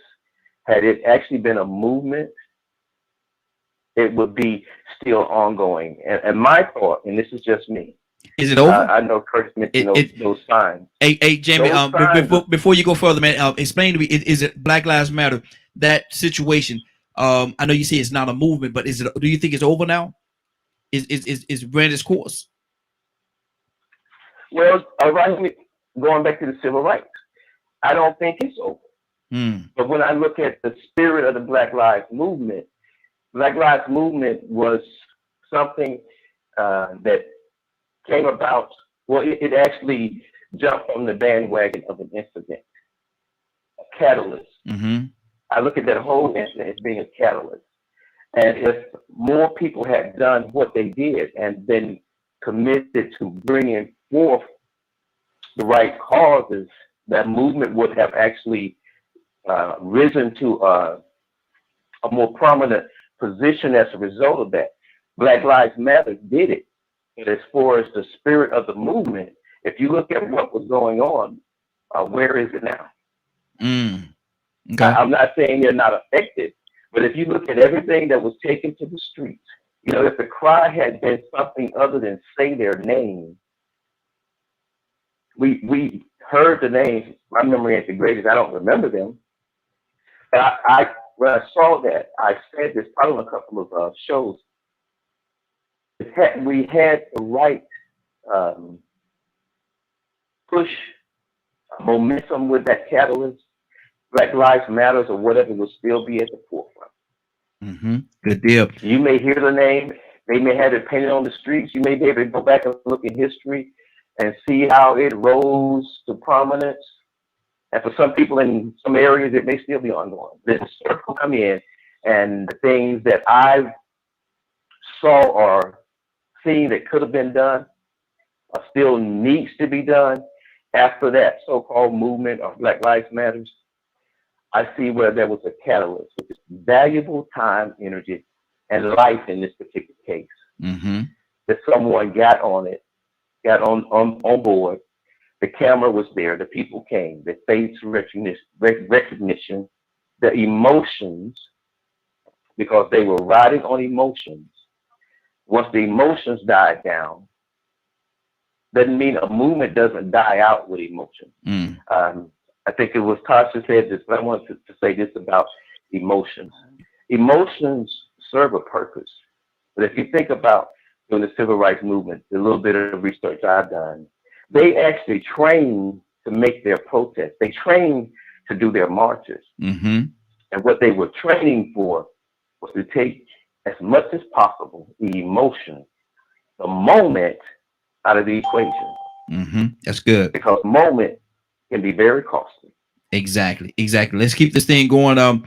We got a few people I want to touch. I want to go to Donald Toussaint right now, and after that, coming to Rico. Then we're gonna make our way around. We just got another caller. We're coming to you as well. Toussaint, what's on your heart, brother?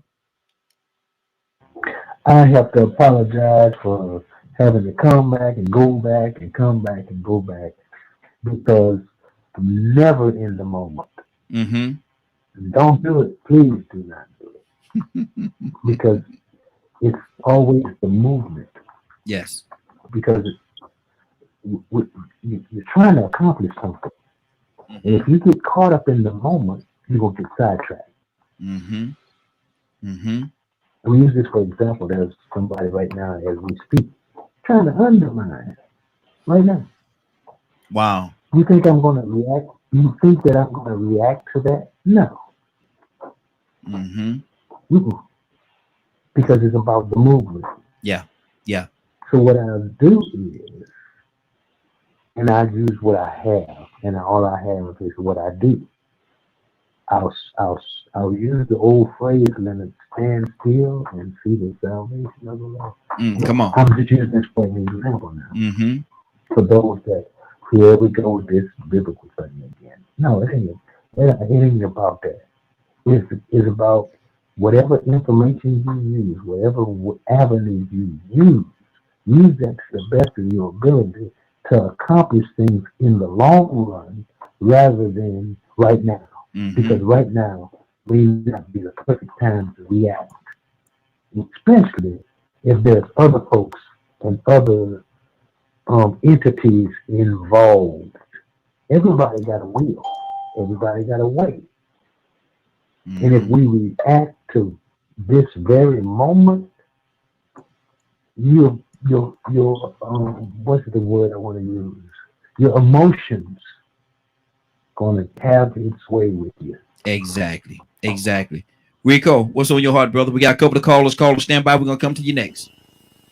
To me, the movement I'm a part of is the entire Black experience that came before me, and it's gonna be here after I leave, unless some things get better, unless some things change.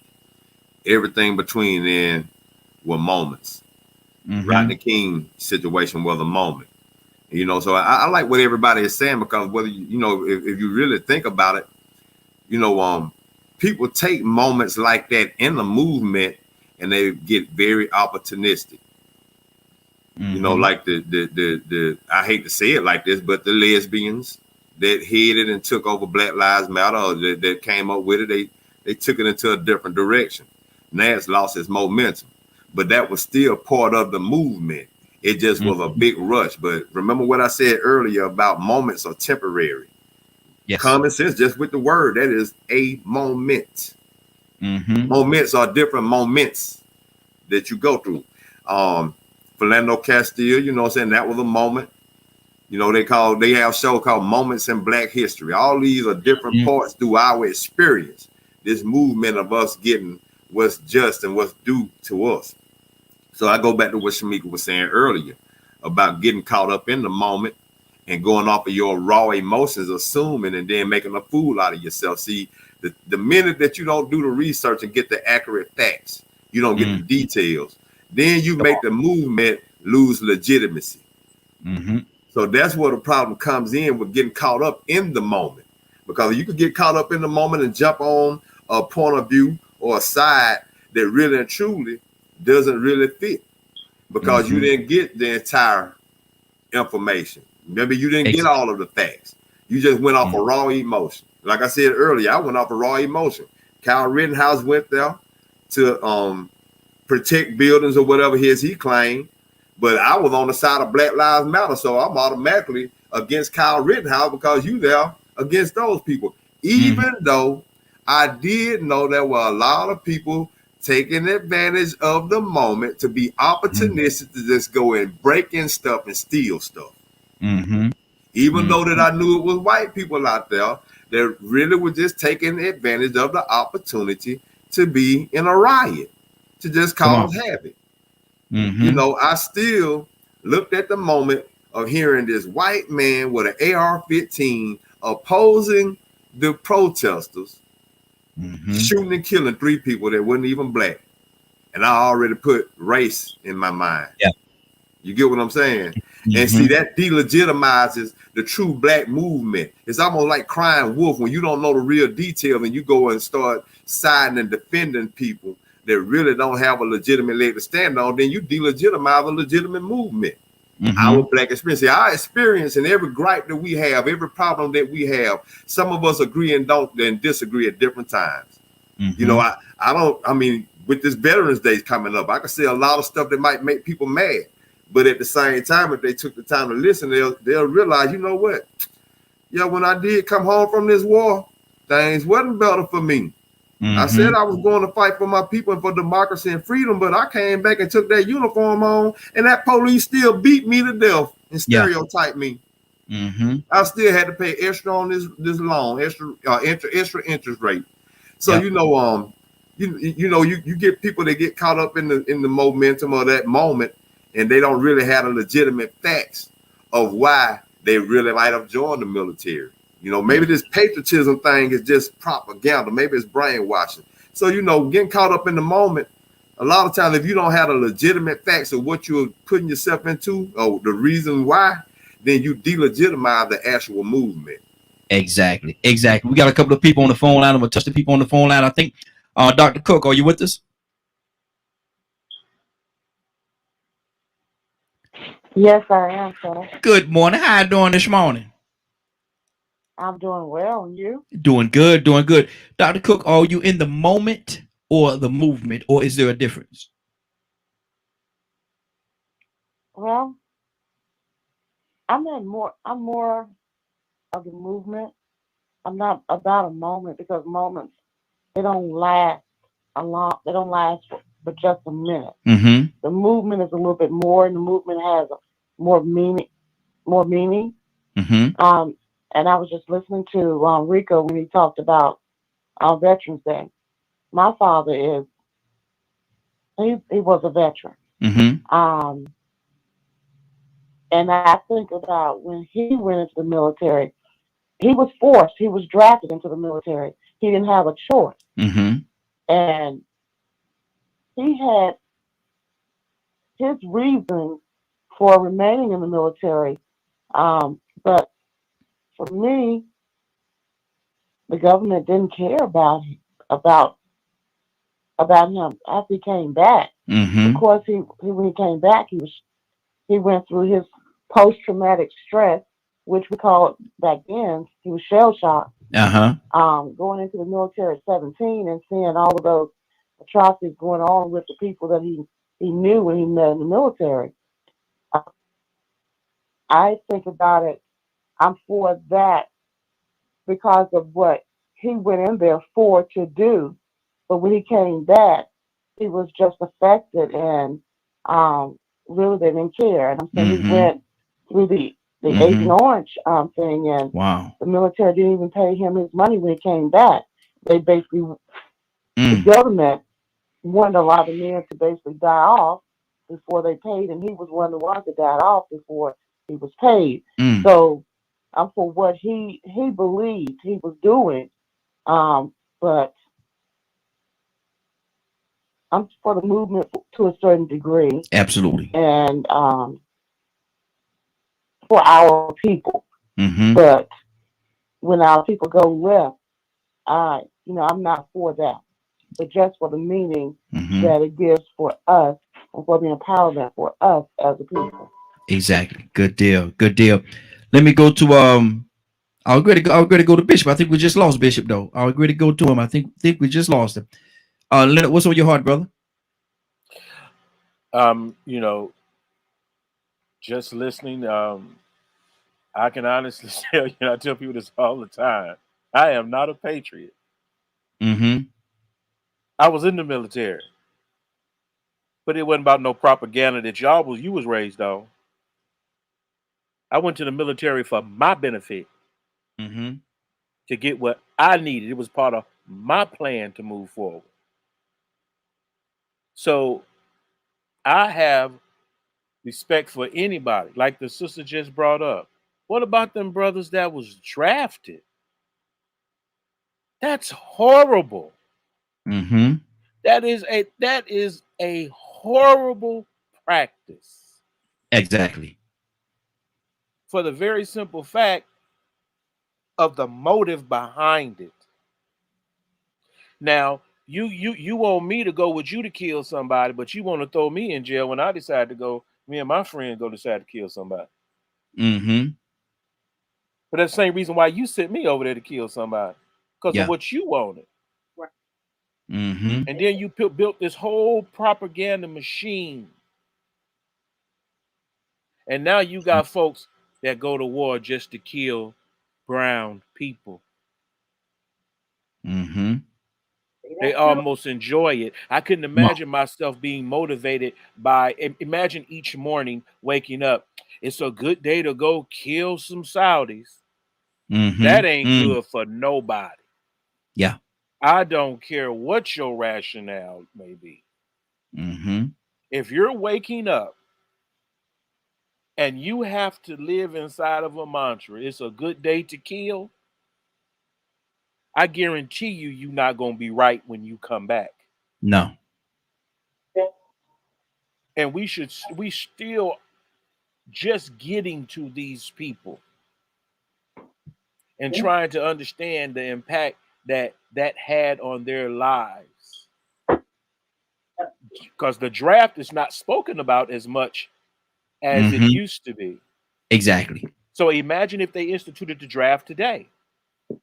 Well, we ain't gonna be able to go nowhere because we're gonna have a civil war right here. Because everybody don't believe it's okay to just go and kill brown people. Come on. We work on different levels. Like the difference between civil and human rights. The organization I represent right now, we do human and civil rights. They're two very different things. And people should learn to clarify what they say. The movement, it ain't just one movement. The movement. Everybody has their perception of what the movement should be. Yes, sir. Absolutely. What's necessary is that we move forward. As long as we are moving forward, the movement is moving. Now, you may not be a part of it, but it's definitely moving. Things are definitely changing. I seen something there now where they're going after the settlement was made in the Flint water crisis issue. Now I know you made a settlement, but it's those pipes fixed. Exactly. You paid these people, but now the issue has moved to Benton Harbor, Michigan. And we're noticing, how come it seems like that the majority of these populated areas that have this problem, the majority of the population happens to be Black? It's by design. It's a system. And if you can't understand, a moment ignites a movement. Come on. I'm not going to sit around and criticize somebody out there doing something. And because I participated in so much this last one, I kind of sat back. Because once you're just out there acting on emotion, that's not my thing. I would feel bad if I led a protest and 3 people got killed. But I organized the protest. I got the license. I'm not going to motivate you to do something that gets you killed. Exactly. Or I'm going to let you know beforehand. We volunteer to go to jail. There are people that volunteer to do that because they're willing to go just that far. So you should never be like, oh, I don't know what I'm going to do. That's the wrong time to do anything. Absolutely. You just think about it for a minute. You could be a lot more helpful and you could still be fighting for these same causes. Black Lives Mattered before they came out with it. They came about it and really didn't know where it would go. But I'm glad they did. Because look at all of the things that have changed and been implemented because of Black Lives Matter. With commercials and marketing and everything. They have succeeded in bringing awareness to their cause. Regardless of how you feel about it. Good deal. Good deal.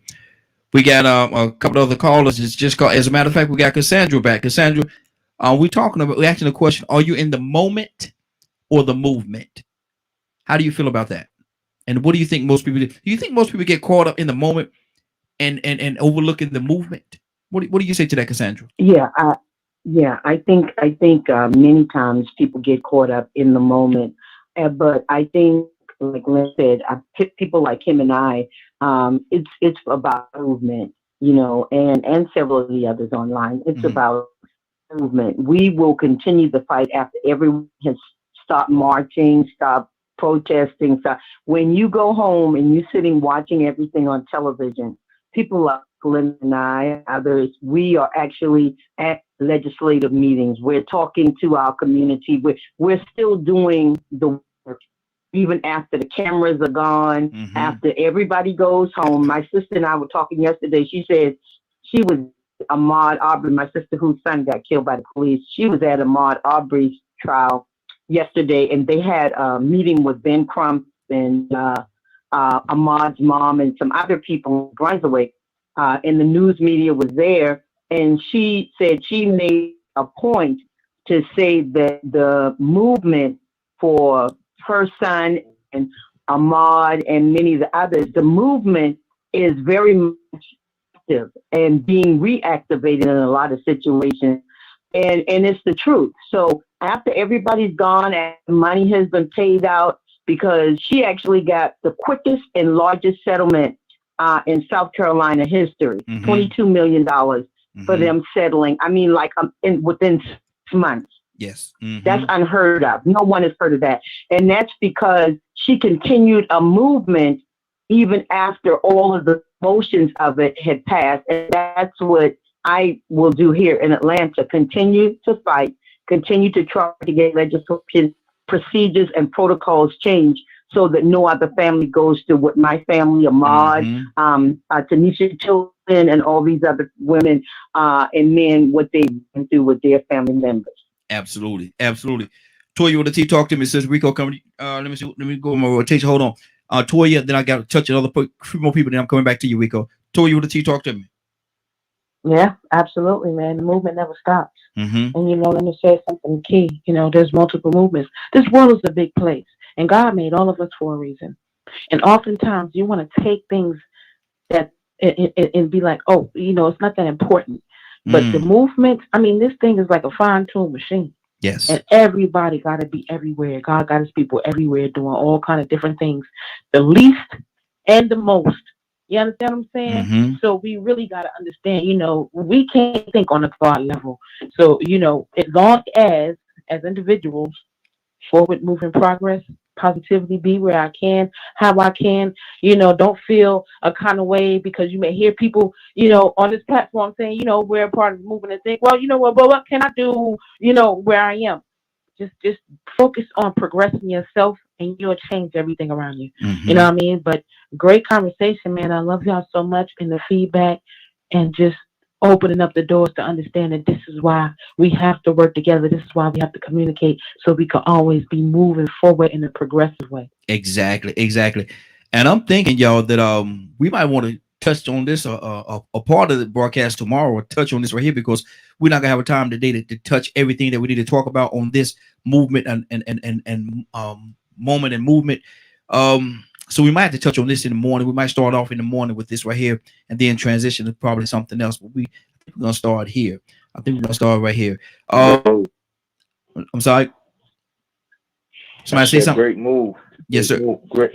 I said great move because I gotta I'm gonna try my best to bring something to the table. I got a little bit of time today. I'm gonna look it up because here in Baltimore, the local Librarians Association put together a presentation as soon as you walked into every single Enoch Pratt library. They gave you a breakdown on what really started, like the Fair Housing Act and all of that stuff, and how they take you back with redlining all the way back to emancipation, right?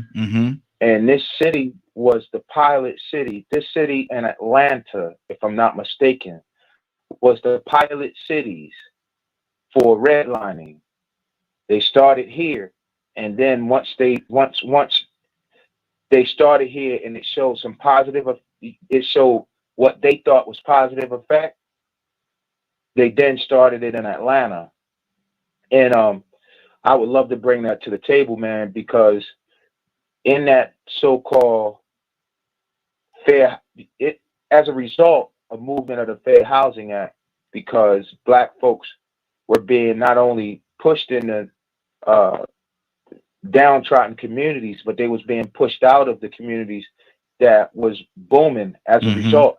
It's weird, but the redlining thing started here. So I'm going to try to do some work so I can bring that to the table, man, because it's deep. Good deal. It's real deep. And as a result of redlining, a movement was started that allowed Black folks to move into, you know, communities and move into like the middle class. So that's a brilliant idea. Good deal. Rico, talk to me, brother. You know, this movement that we're in, you know, I'm quick to say that I'm a part of the Black movement.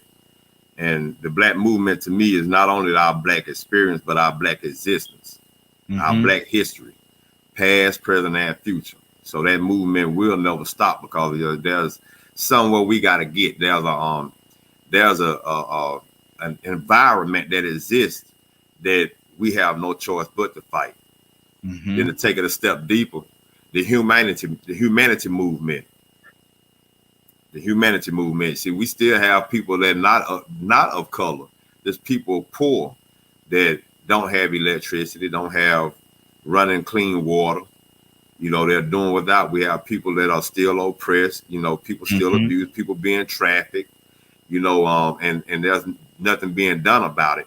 And with this going on, you know, we have the movement for these people, but then they only get attention when somebody mainstream find the opportunity to put the story out there. Then you find other people that take an opportunity to start seeing if they could build their brand in it. You know, I told you about the two preachers down here that you never heard them speak on anything that had to do with Black issues. I mean, we got a court case.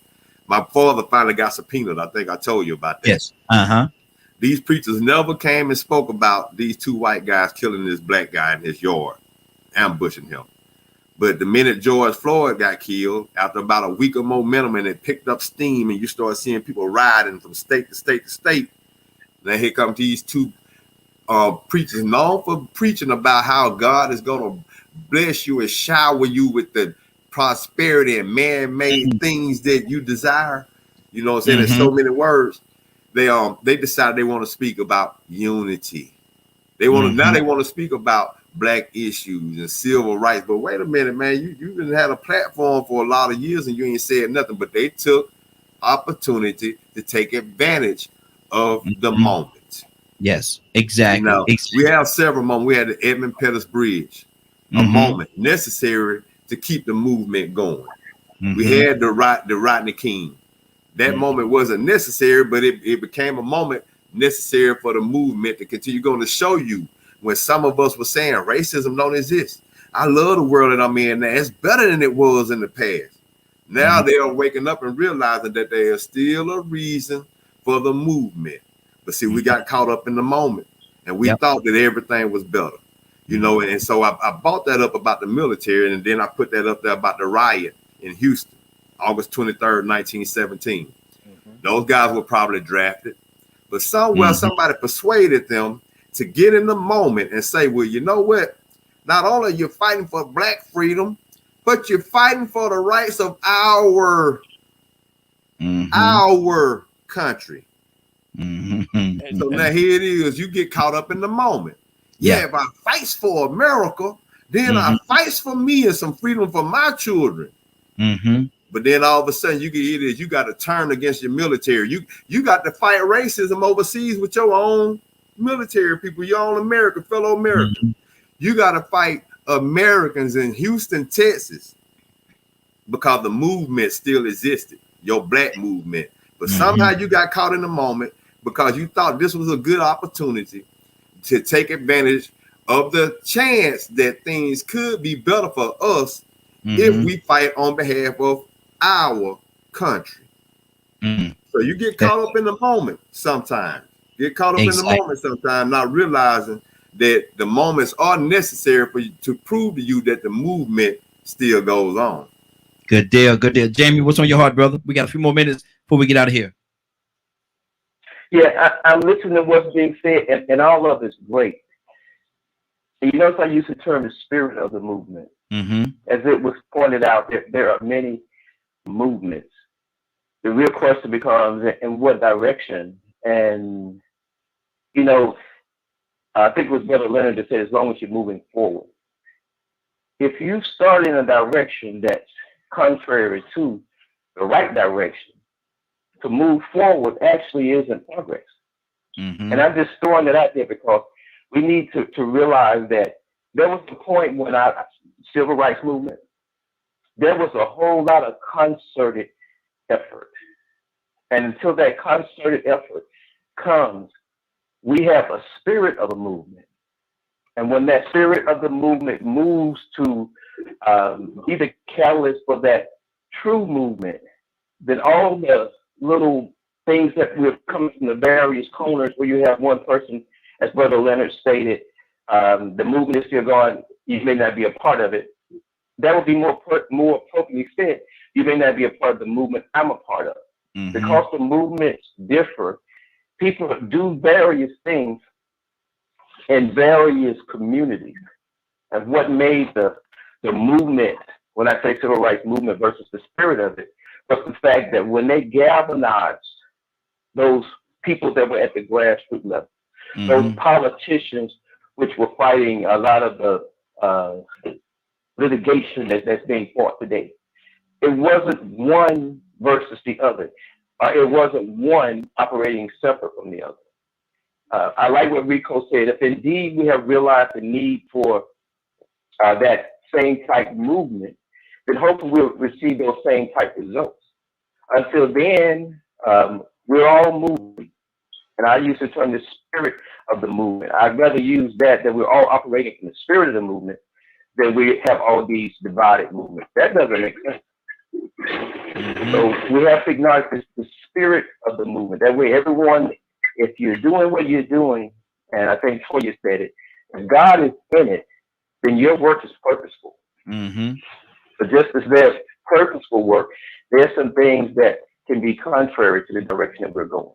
Exactly. And when you have a show like this, the most important thing isn't to highlight who, when, where, and why. It's to look at the reality of it. Exactly. Because if you don't know your history, you're bound to repeat it. And there's been, I think, maybe 50 years or so where something should have been going on. And here we have stand today, and we have the organization. But we look at what was going, no matter how you look at it, we need to get back to something versus being content and the entities that are divided operating the way we are. Absolutely. Absolutely. Have another call. I think it's Willie. Willie, are you there? I'm here. Good deal. How you doing? How you doing this morning? I'm doing great. Good deal. Willie, we're talking about are you in the moment or the movement? Are you in the moment or the movement? Are they the same? Are they different? Or where lies the difference if they are? What if I said they were both the same? The moment and the move. Yes. You know, I want to say that most of the time when I think about the moment, it's always something negative, or it has negative connotation because it's something done without thinking, done something without a lot of thought process involved in it, and a lot of times we need to sit down. You know, God gave us 2 eyes, two ears, and 1 mouth. And we tend to use our mouth more than we use the other senses. So I think that puts us in a mood, or allows other people to put us in a mood, or put us in the moment. Like what they used to call it, the end moment. Put in that end moment, and it's always something bad. But taking heed of oneself and just thinking about where you are, what you want to do, and accomplish your goals, and you think about that I always say you can't put me in a moment anymore. I've grown past that because if I know you're gonna say something to me that's gonna put me in a mood to make me mad, and when you get me angry, then you can control my actions. I don't like being controlled. So what I do is you're talking Chinese to me. I can't hear nothing you're saying. Yeah. You know, you learn to walk around that, and you learn from your actions. A smart man is always gonna listen and learn or remember what he did and how he overcame something. That's good. God might talk to him. Somebody might talk to him that they mean is not godly, or there's somebody who they don't think, but you can learn something from everybody. So my thing is there's a difference, but they're very similar. Okay. Been in that mood in that moment. Good deal. Dr. Cook, what's on your heart?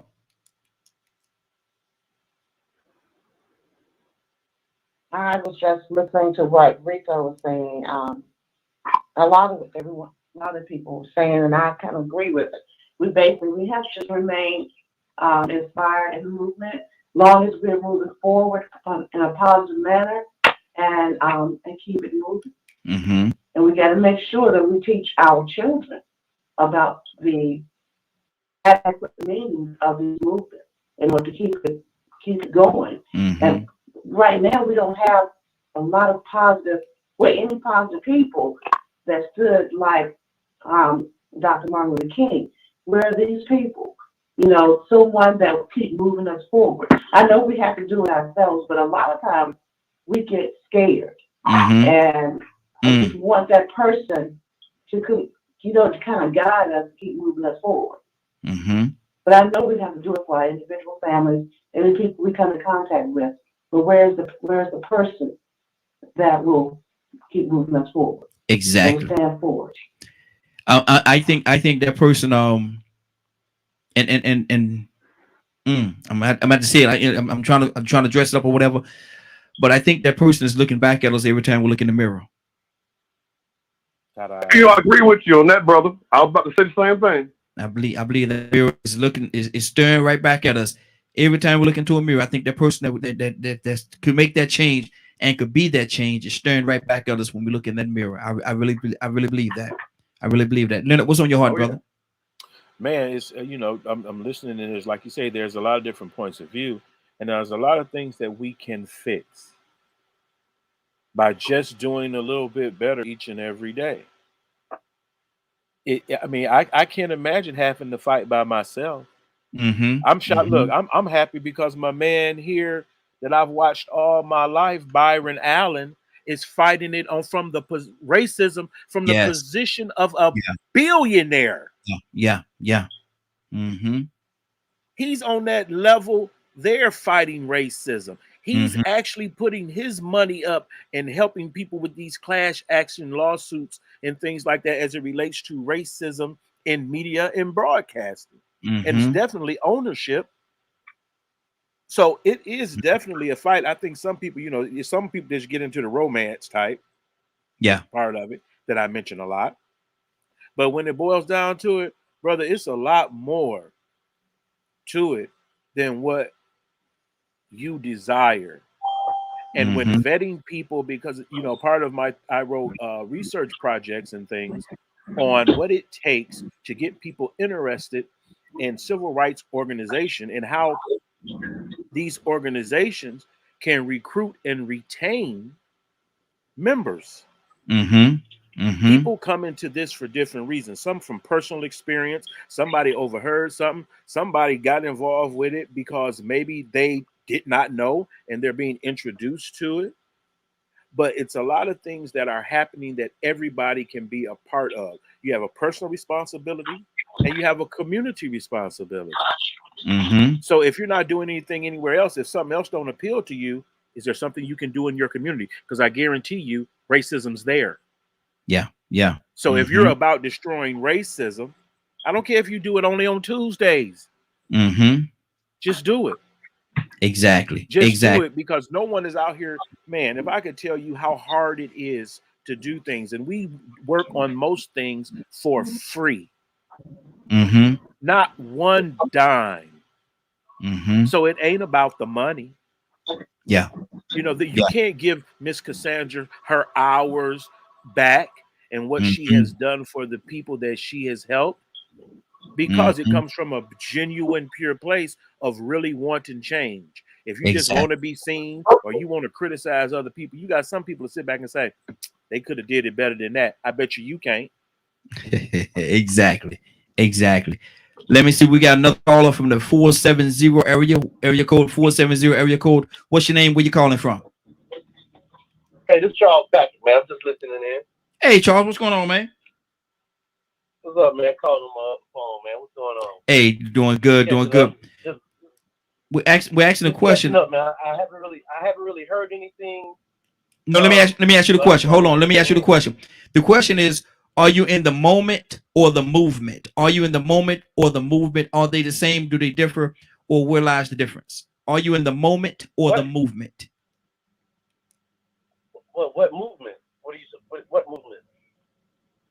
It depends. I left that open for you, brother. What movement are you dealing with? What movement? If I'm in a movement, I'm in the movement, but it is a different because some people just go with the flow and how they feel at the moment, like you just said.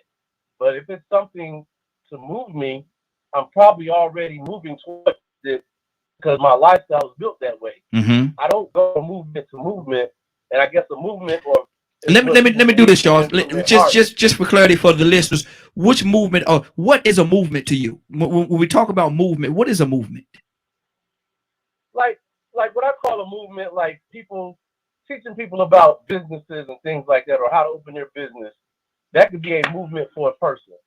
You understand that? I want to make sure Black people understand how to run businesses, or people in general, how to run businesses to not depend on the government to do anything that they need to do. That could be a movement within itself. You also have movements of what I believe I heard the other gentleman saying about combating racism or something like that, which is something that they believe in. So I get it. I get what and moments are like Black Lives Matter. Only when the cops shoot a Black person, it matters. But when the cops when a Black person shoot a Black person, it don't matter. So that's just a moment then. So next week they're not even believing in it. You understand? But today they believe it because everybody else is doing it. Okay. Cassandra, what do you say to that? Well, I mean, everybody has their own perspective of what this is all about. My thing is, no one can do everything. I say this all the time, but everyone can do something. If we need to see a change, if there's some passion you want to see change in it, you can do something. And we all do different things. Leonard and I, we do things on a different level than a lot of other people, because if you go to a march, right? Leonard and I are, Leonard may not, but I will go to a march. Guess what? I'll also be at the council meeting. I'll also be at the state capitol talking to legislators. So I take it to the next level. Everybody does their own thing as to what you feel like the difference in the change in your community. I believe that I will die probably fighting for some of the things that I believe in. I've been threatened with arrest, and that would have been fine. And in the civil rights movement, I don't know where did we miss something? Did we not see how our people were treated? Did we not see the dogs attacking? Did we not see them being spit on? Did we not see them being punched in the face? Where do you in these days thinking that it's some easy, everything is gonna come, it's just gonna let you have the change that we need in order for our communities to be better? That's a joke. Don't fool yourself. That ain't gonna happen. So I may have to get punched in the face. I may be dragged on the street. No telling. But guess what? They're gonna know they've been in a fight because I'm gonna fight back. I'm not gonna do Dr. King's thing. Let them, that's not me. But we all have our different ways of making the movement work for us. Absolutely. And for our people. Absolutely. Let me see. Let me go back to Toya. Toya, what's on your heart, sis? Absolutely. I'm right there with Cassandra. We touched on a little bit earlier on how the movement may fall apart, right? And throughout a lot of movements, we found out some inner injustice. That's what turns us away. You know what I mean? It's just like when we catch this momentum, when you think that you're supposed to get help and you can't get help, You know what I'm saying? When you meet the people and they're rude to you that started the movement, and you should be able to contact them, and they don't educate you. You know what I'm saying? And they don't make things better. You know what I'm saying? Then again, you got that word of mouth experience that helped break down the movement. You know, and like we just said with this Rittenhouse, when we find out the whole truth, again, it dilutes the movement. You know what I'm saying? Mm-hmm. But neither here nor there. There still have to be warriors in place to fight for justice, because it's a lot of distraction. And when right is right, wrong is wrong, and someone needs to be able to be there and not be scared too. I'm with Cassandra. I'm getting dragged, beat. I'm fighting back. I'm doing all that too, because I cannot allow injustice to go on around me and me not do as much as possible. And again, with learning self-control, right? That's what God teaches, self-control, because some things really, can make you want to act a certain way, but you must have reserve and play the game according to the way that is set up in order for us to make progress. You know what I mean? So Yes. Again, these conversations right here that we're having is what some people may not get this part, and this is what they need to understand. You must control yourself, because wrong actions in this game can cause other actions, but you still got to be ready at all times. Exactly. Leonard, let me ask you a question. Because you deal with this. Everybody mute your line. I'm gonna get some feedback from somebody's line. I don't know what line is coming from. I'm gonna get some feedback on someone's line. Everybody mute it for me. But Leonard, let me ask you this question. What do you say to the people? Let's do it this way. Charles said earlier that Black Lives Matter was a movement, or he thought it was a movement, or how he said that, but it did not matter when black was killing blacks. The movement wasn't the same. It didn't have the same vigor, if you will. So what do you say? What do you say to that? That wasn't even the movement. That was just a chance to jab Black Lives Matter. That's what that was. Because if you knew anything about Black Lives Matter, you would know what their objective and their mission were, and you wouldn't get that confused with what some other people were saying. But I do understand that is and also another group of individuals that could start their very own movement if they felt so much and so sincere about it, instead of sitting around talking about what somebody else wasn't doing, how they wanted it to be done. Who Black Lives Matter didn't care when black people kill black people. That's the biggest lie since Jesus was a white man. Amen. Because Amen. all of the attention that it brought, that group that was Black Lives Matter, the little group that was fighting long before they became popular, they decided to take on this issue of police brutality. And that's what happened, because in that moment, police were killing us like they had been killing us for some time. So while you were sitting over there talking about black on black crime, who was going to be talking about police brutality? Because that was still going to keep existing as well, while you was trying to talk about black on black crime, which is much lower than white on white crime. Right. Because you can do that too. If you're just interested in what white crime is, or what crimes that white people commit, you can start a movement and stopping white on white crime. But that's just another movement. See, all these are movements for us to be better, for us to right wrongs that have been done. But see, when you attack someone else's efforts, you're showing yourself to be against them. And as Jesus would have told those disciples, what actually are they doing? Because if they're about the same thing that I'm about, then they're for us. But see, when you spend your time attacking a good thing, that makes people wonder about your character. Because while I'm fighting police against police brutality, you can fight against black on black crime, which New Order does them all. Because we're the ones that stand in communities and tell people, stop selling dope, stop killing one another, turn yourself in if you have committed a crime against someone in your community. So it's not true. Then when a lot of people try to criticize Black Lives Matter, and they did not know who Black Lives Matter, who were, what they were about, or whatever, they sat and watched television and then allow people to tell them that Black Lives Matter was some type of crazy extremist group, while we still trying to decide what to do with senators that still support the insurrection against the American government on January the 6th. There's a bigger picture.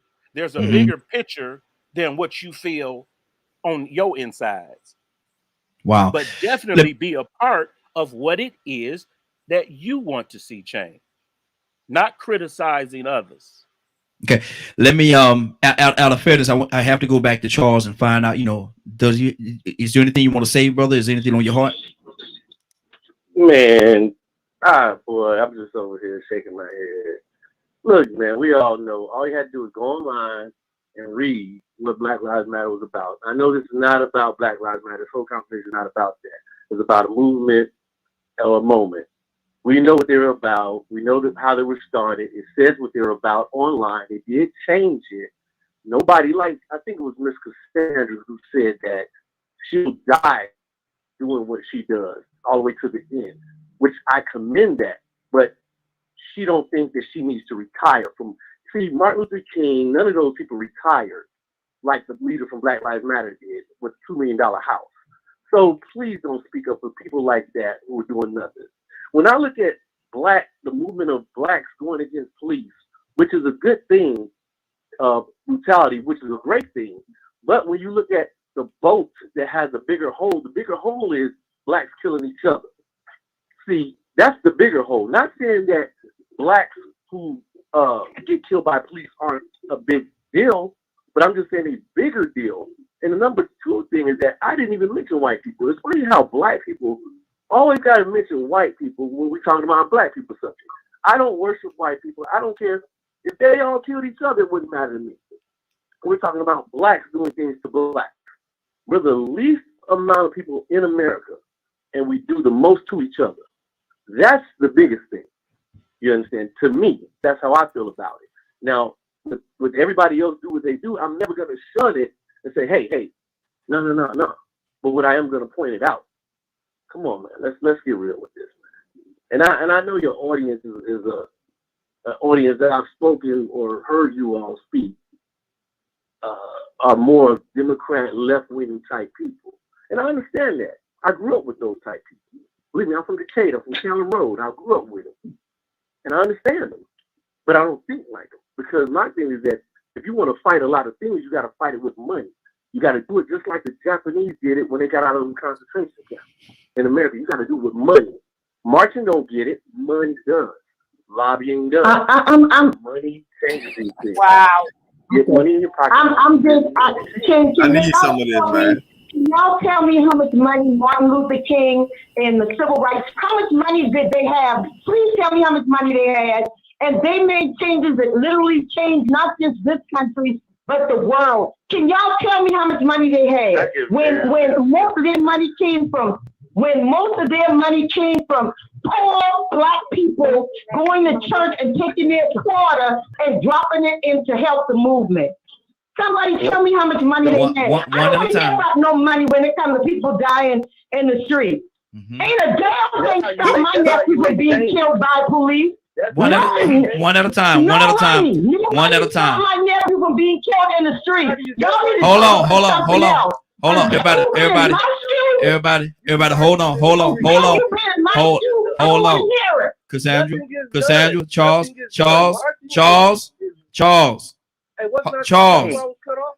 can you hear me, brother? Hold on. Yeah, I can hear you, but wasn't I hold on, bro. Hold on. Raheem. Yes, okay. Hold on. Everybody hold on. Hold on, Jamie. Hold on. Let me say this. I'm gonna come to everybody. We're gonna stay here. We're gonna stay a little longer. It's 10:30. We're gonna stay as long as we have to. I'm gonna hear everybody. But my thing is this right here. We cannot talk over each other because my audience cannot hear anybody. We have to be one at a time. One person is speaking, let them finish. And I promise you I'm gonna come to each and every one of y'all. I promise. I will. Cassandra, go ahead.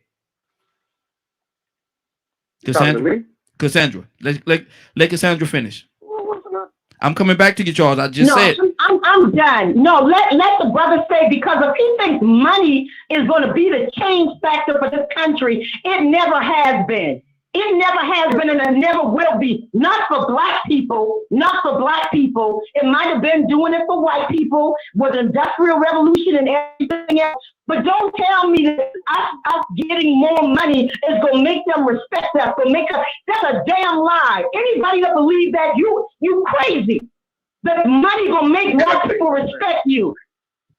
Okay. Can Good. I say something? Yes, absolutely. Charles, go ahead. First of all, you can't force anybody to respect you. You can't force anybody to respect you. So let's forget that. Now, I've never thought I'm gonna force you to respect me. That's not what a man does. I'm not gonna force you to respect me at all. But what I can do is make moves that you can't stop. So I didn't even mention white people again when I mentioned money. I mentioned Japanese. This is what they did. These are facts that I'm telling you. Go look at the books. This is why you see Japanese talking about politics, but they're the most richest people in America. They are. They are the most richest people in America because it's about the money that they have and how they use their money. Who's second after the Japanese? Asians. Which when you say Asian, you're talking about Indians. Because the businesses they own, they can lobby and they can make moves. You know what? If the cops want to kill black people, and you own things, you say, you know what, cops? We're going to do this and we're going to do that so you can't get money. And then the cops change their mind. Same thing the Italians did, same thing the Irish did.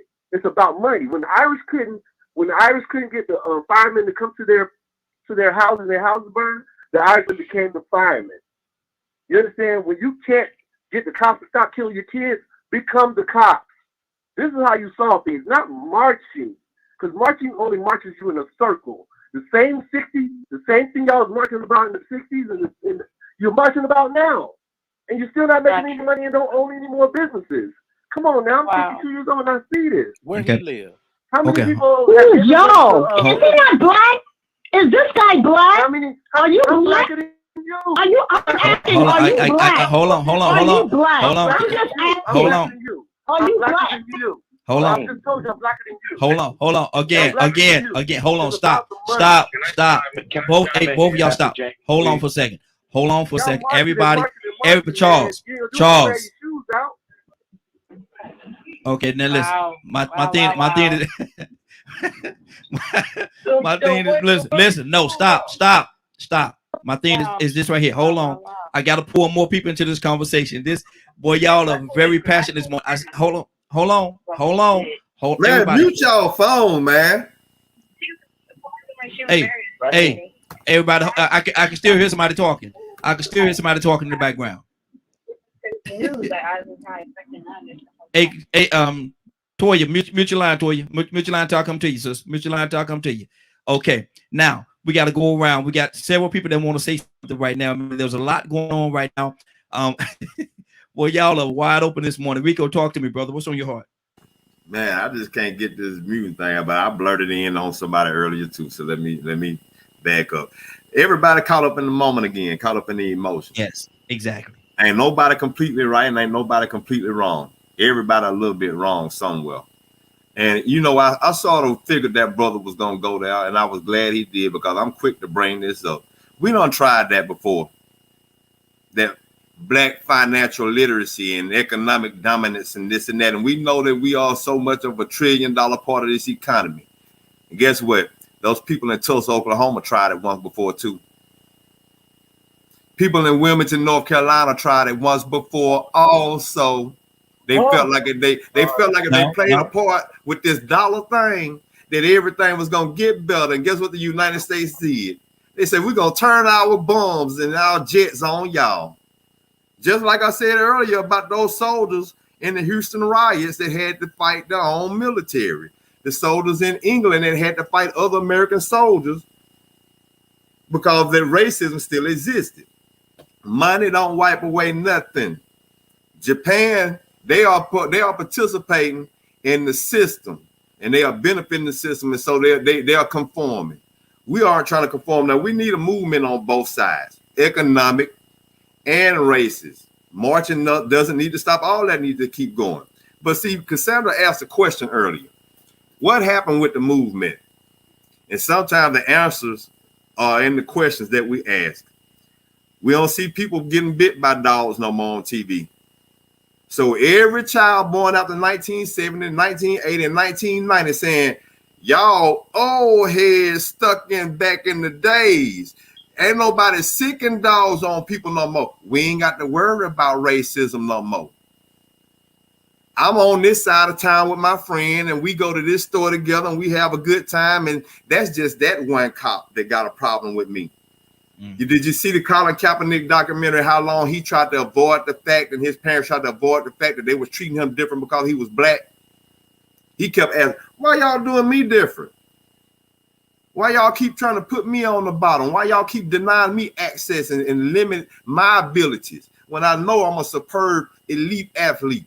But y'all telling me I ain't good enough. Why y'all keep trying to make me? Why y'all keep trying to suppress me? And then he finally realized what it was. So it don't matter how much money you got.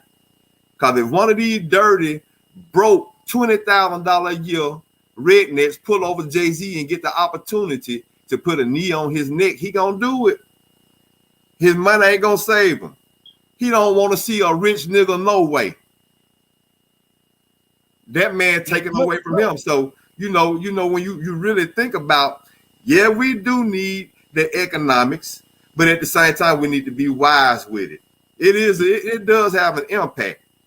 But to say that these other things should be dismissed and this is the route that we should go, okay, tell them people that still remember Wilmington, North Carolina. Tell those people, the descendants of those from Tulsa, Oklahoma, and the few that might have still remembered what was going on because they saw their parents get mowed down by military people.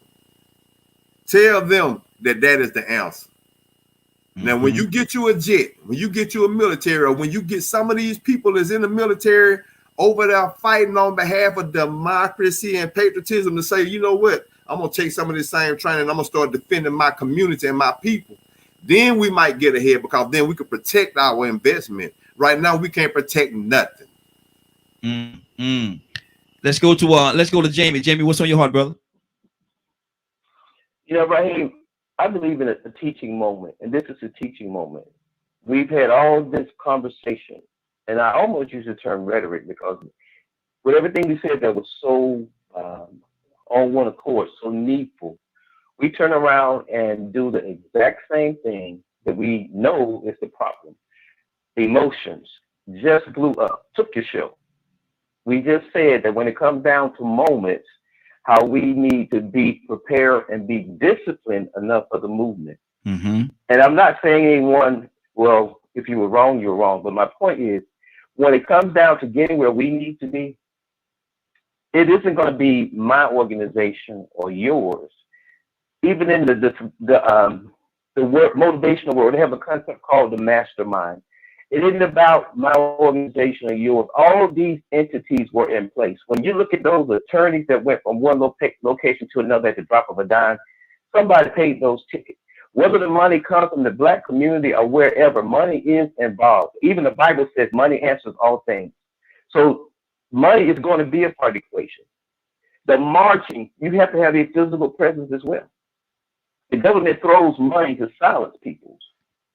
If you don't come together or know somehow that there is an agenda that's large enough that we can kind of realize, communicate, and operate in, we're going to end up just like this right now. And someone quoted it so well before. Fear was Leonard. A house divided against itself cannot stand. And I've heard so many times, and I want to remind everybody, in life, you're either a part of the problem or a part of the solution. And things like this is those dissatisfaction that should inspire or motivate us to achieve more and achieve greater. The passion that was just expressed is the passions that's needed. It has to be disciplined. Exactly. It has to be harnessed. Because if it's not disciplined and harnessed, it's really of no good for nobody. That's right. It just becomes confusion. Exactly. Let me give the phone number because we got quite a few people that's tuning in, and a few of them have asked for the number. It's 508-924-3521. 508-924-3521. Give us a call. We'd love to have your input. 508-924-3521. Let me go to Toya with a T. What's on your heart, sis? Yeah, you know, we definitely know that money's not the answer, because if that's the case, Osama bin Laden, Saddam Hussein, no Gaddafi will be dead. With some cash, it didn't stop America from doing what they want to do when they want to do it, no matter who you are. Mm-hmm. We got to focus on America, the agenda. And just because you haven't been raped, don't mean you shouldn't empathize and feel like I should just get up and shake myself off because I was just raped. Just because you never lost a loved one to gun violence, and you maybe have to black on black violence, don't mean that you should not be able to empathize and understand the situation, that there's a problem and there's a problem that needs to be challenged. Mm-hmm. Even in operating a business, they have human resources for a reason. When it comes to making that money, if money is the key, in order to run that organization, you still got to have human resources. You got to treat people a certain way. If not, there are laws against it. Mm-hmm. So we can't get distracted by the financial, like somebody said earlier. Oh, I'm going to give you the money, but I'm still going to come rape your people every night. Mm-hmm. I'm still going to come burn your stuff down every time you try to get away. You know, this is that syndrome. This is that eat the cake syndrome with Ike and Tina had going on. And you cannot do that. So there can be a lot of people who do not agree with, well, you shouldn't have put yourself in a situation. Well, we can name a lot of people who didn't put themselves in a situation to get murdered. Let's start with Trayvon. Mm-hmm. And he wasn't a cop. Exactly. But they didn't put themselves in a situation, you know, to get murdered that have. But then we talking about black on black crime. Black Lives Matter ain't talking about black on black crime. It's another situation that's going on with the black community. Mm-hmm. And we have to be empathetic towards that. I have to be empathetic that just because I was molested, right? But I haven't lost anyone to black on black crime nor police brutality. But I'm going to fight for them because it's an issue in my community. Mm-hmm. You're not going to be able to create or commit injustice around me. You better be right. And my right belongs with God. And God does not allow money to overshadow justice. You will crumble focusing on money. Mm-hmm. You will crumble thinking that it will save your life when you don't have empathy for the people around you. Even the bums on the street are hop on in front of a bullet to save your life because of love, not money. We need to get our hearts right. Mm-hmm. Mm-hmm. Wow, good deal. Willie, you a powerful sister. Willie, what's on your heart, brother? I'm just listening right now, man. Not you. A lot of folk upset. Huh? Not you, brother. I know you got something to say. Yeah. No. I was listening to all the civil rights. So, you know, my parents both were in civil rights. Dad got arrested multiple times in Birmingham, sitting at the lunch counter in the Civil Rights Museum in photos. Mother, all kind of stuff. I've been arrested because I didn't want to listen to a white officer telling me to do something wrong, you know, in different places. And because I was the wrong color with the wrong people at the wrong time and didn't do nothing. Mm-hmm. So I always feel like this. Everything starts at home. You have to teach your children to respect themselves and to respect others, and not to lay down for anything when they come, to know what's right. So a lot of the arguments and back and forth, I've lost people to, you know, I know in my family there's been some police incidents, you know, where I've lost some family members, you know, in the past. And the black on black crime, everybody's been touched by that. If you've been robbed one time, you've been touched by some black on black crime. They broke in. They broke in my place in Stone Mountain, you know. But it takes a village, you know, where we all got to come together. You know, it's not going to be one way. You know, I'm not a big Black Lives Matter fan. Mm-hmm. I'm a Republican, and I'm not, and that's not because, and that's just the way it's different. I wouldn't have voted for Hillary. I voted for Trump, but I voted for Trump for other reasons, and because they're all racist. They're all racist. You know, Hillary talked about Negroes lifting right before, and so did this guy right here that's in office right now. He didn't want his people going to school with the people, those other kids, you know, and different things. So when you jump on a political bandwagon and you hitching yourself to this Democrat or Republican, and they're both racist. You just got to work your way inside to find out what's best and what's going to benefit you and yours, and to help your own community out. You know, right now, business-wise, I don't like paying $3.50 for a gallon of gas. I'd rather go back. You know, please come. You understand what I'm saying? I'd rather go back to the way it was. But there's some things I didn't like about Trump. There's some things I did. There's some things I like about Biden. Well, I'll say this: Obama. You don't like so you don't like Biden? Okay. I didn't like about him. Okay. I really don't.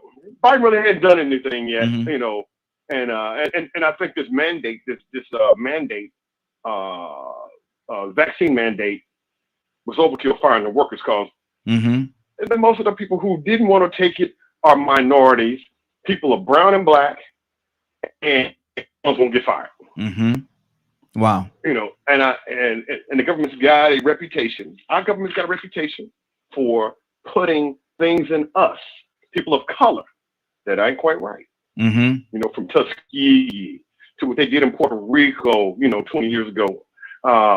These different organizations, and I'm not feeling that. You know,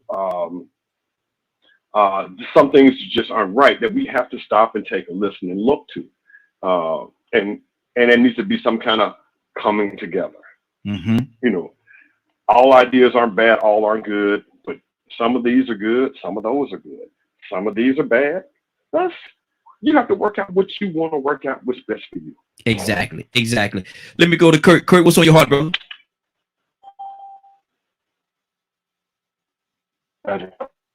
Well, first and foremost, Sister Cassandra, I'm not only sitting in the car with you, but I'm opening up the glove box, right? Because people, and this is for the listeners and for those that's on this panel, be careful the things you say, man, because you don't know how those things you say going to trigger somebody else. Number one, to the brother who was talking about we done marched and all that, listen, brother, the fact that you have that ideology says that you are spitting in the face and demolishing every single thought, going all the way back to the March of Joshua. So you're stepping on all of those people and spitting in their face by saying that we have marched enough. Because any movement that has ever existed on this planet has started with a march. That has ever existed in any biblical text. I don't care if you read the Bible, the Torah, the Talmud, and or the Quran. Every real movement started with an uplifting of the people and a march. God told Joshua to take his people and march around 7 times the walls of Jericho. You know why he told them that? Because the march, what the march does is the march breaks the foundation, so that when the voice comes, the foundation falls apart. Once the foundation falls apart, then the monies and everything are distributed. It's a reason why Jesus, you was correct on the money issue, because it's a reason why I was a tax collector in the group of disciples that went with Jesus. But when you talk in terms of the march happened solely because there were groundwork people who donated their homes, their cars, their gasoline, their food, and then you had a host of folk jump on the bandwagon and start donating money. So don't disrespect the marching, brother, because it works. It is what you need to shake the foundation. So please go back and really rethink that and really do the research.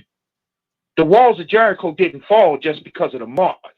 The march destabilized the walls of Jericho. But when they blew them horns, when God gave them the signal to blow them horns, that's when the walls fell. Same thing with the civil rights movement. Same thing with the women's liberation movement. Same thing with the color people movement, the poor people's campaign. Those things have to exist with a march.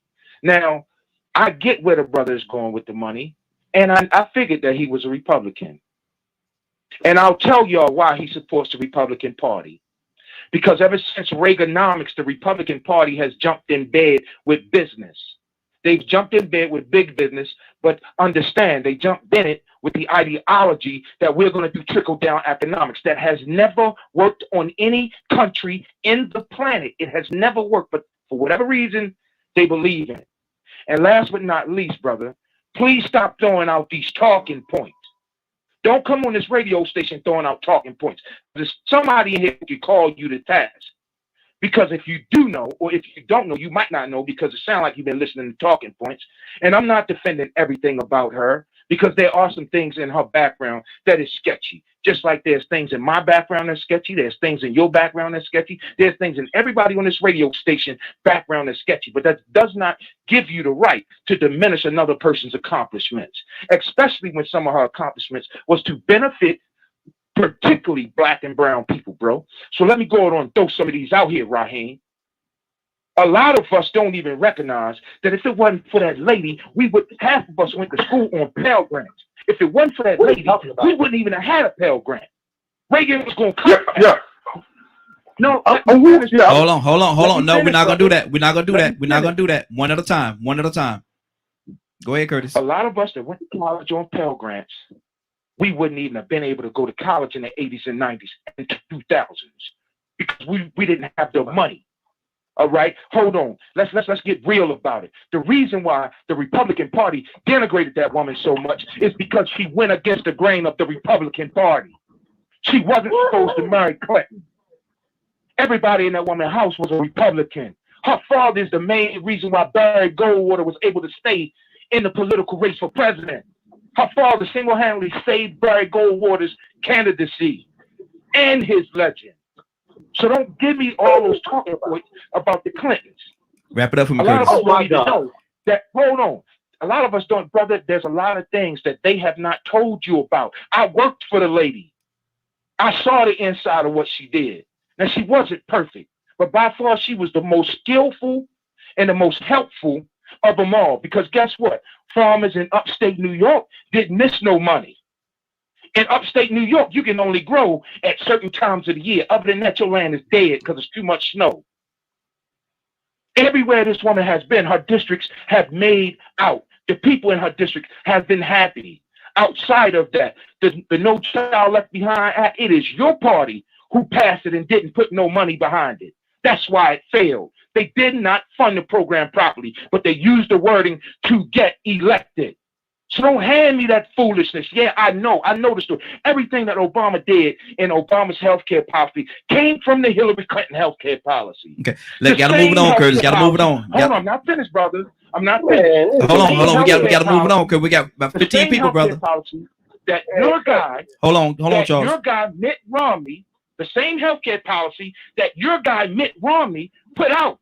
Guess who he talked to when he put it out in the state of Massachusetts? He sat down with Hillary Clinton and took her 92 policy, upgraded it with some Republican tools, and they passed it. Mm-hmm. All right, stay right there, Curtis. Stay right there. Charles, go ahead, brother. Wait. Who? Me? Charles, yes. You talking to me? Yes. Man, look, number one. Let me go back a little bit. Number one. Talk directly into your phone, Charles. Everybody need to hear you. Talk directly into your phone. Hear me? Yeah, talk directly. You was louder earlier. Talk directly into your phone. Can you hear me? I can hear you. Go ahead. Can you hear me? Yes, sir. Go ahead. Okay. What I'm saying is that number one, let's go back talking about the walls of Jericho. It was time to march. It was time to do stuff. That's what I'm talking about. Man, look, they marched for 7 days. They marched, not 7 years. All right, that's one thing. Number two, when you're talking about what happened in with Black Wall Street, a lot of people don't even know our history. A lot of people don't know the history of Black Wall Street. A lot of people don't know that Black Wall Street was started by Black Republicans and and destroyed by white liberals. They don't even know this. And the family, which is the Gurley family, that helped start Black Wall Street, they're still Republicans in Chicago. We don't do our studying, but other people tell me that they do the studying. Another thing, I think he was talking to the other brother. We were talking about Hillary Clinton. I don't think he was talking to me because I didn't mention Hillary Clinton. No, but I don't know. He couldn't have been talking to me because I didn't mention Hillary either. I wouldn't vote for any Clinton in my life because I know all the Clintons and what they did. I know people from Arkansas, and they told me about the Clintons. There's something I didn't know about the guy. So how she ran off the black boy that was his son. So those things like that. Yeah, you do wrong things, you do right things. I understand it. But God, please don't stop for Hillary Clinton. Jesus Christ, please don't stop for her. My God, anybody but her. That devil. You know, if you're looking at a white devil, that's the whitest devil you can find right there. At least one of them. So I don't understand how other people can be white devils, but she can't be a white devil. She's a white devil. That's all I gotta say, because I've heard so much left-wing craziness. To me, I'm calling it craziness, but hey, if I hit you, I said what you put the wrong way, I apologize, but I just can't swing with anything that liberals do. For one thing, what Malcolm X said, the worst thing in the Western Hemisphere, he didn't say a white Democrat, he said a white liberal. Now, when I talk about money, I'm not talking about just having money, I'm talking about how you spend money. You've never seen a Japanese march, but they're making the most money and doing the most things in America. Good day. All right, good. Let me pull some more people because we're going to get out of here, man. We don't been in here. It's already 3 hours and 25 minutes. Raheem, yes, sir. He said Republican. I guess he was talking about me. This is Will. Okay, I don't know, brother. Ask him. He's on the line. The Republican Party you talking about does not exist no more. Let's just call a spade a spade. It don't exist no more, bro. Martin Luther King was a Republican. Martin Luther, what happened to it? You really want to know? You really want to know? Curtis, give me the quick. Give me. Listen, Curtis, listen. Curtis, you gotta listen to me, brother. Listen, I need you to give me the quick version. I got 10 other people that listen. I'm giving you the quick. Oh, go ahead. Raheem, I'm trying. Go ahead. Look, if you want me to tell you what happened to the Republican Party for which you represent right now, brother, Strom Thurmond, and there's 4 other names who left the Democratic Party during the signing of the 1964 Civil Rights Act and the signing of the 1965 Voters' Rights Act. And I might have the 2 years inverted. Those Democrats jumped the Democratic Party and brought the ideology of separation and separatism and segregation to the Republican Party. They did it with the amount of money that they could raise. That is true. Look it up. Look it up. Look it up, bro. Look it up. Okay. They jumped to the Republican Party and the ideology of the Republican Party changed. I'm not telling you lies. I'm not telling you fiction. I'm not telling you talking points. I'm telling you history. Okay. So okay. Hold on, everybody. Both of y'all. Excuse me. Both of y'all gotta hold on. I gotta put. Hold on. All right, I'm gonna mute both of y'all line. I'm trying not to do it to you now. I'm gonna mute both of y'all line. My thing is, I gotta pull some more people into the conversation. I appreciate y'all. I appreciate y'all being here, but I gotta talk to everybody. I can't just have them sitting here. We got another caller from the 903 area code. What's your name? Where you calling from? 903 area code. Can you hear me? Yes, I can hear you. I can hear you now. It's Badger. Hey, Badger, what's going on, man? How you doing? How you doing this morning? I had to call with all this stuff going on. Okay, go ahead, Badger. What's on your heart, brother? Talk to me. I'm gonna be just honest and just throw a few things out there. Mm-hmm. I could care less if a person is liberal, Republican, Democrat, or whatever on God's green earth they want to call themselves as a label. Mm-hmm. If they ain't doing better for the community, for the people and our kids that are growing up in this society, they ain't worth 2 cents anyway. If they're focused on nothing but putting money in their pocket, the whole system needs to change. Mm-hmm. Point blank. We need to get new people in the House and Senate that are more community oriented. We need to start teaching people the laws that do exist and how to implement them and make sure everyone is following the laws mm-hmm. the way that they are written, instead of having this debate back and forth of who's better mm-hmm. as far as the party goes. Because in my opinion, this party did this at this time, this party did this at this time. There's selling points on both sides. I could care less because the current state of America has all of them involved. Good deal. So, no, go ahead. Finish in a nutshell, with the way they're changing history in schools, the way, man. So I homeschool my kids, and there was this third grade English book that my youngest son is doing right now that literally said that the Pilgrims invented scarecrows.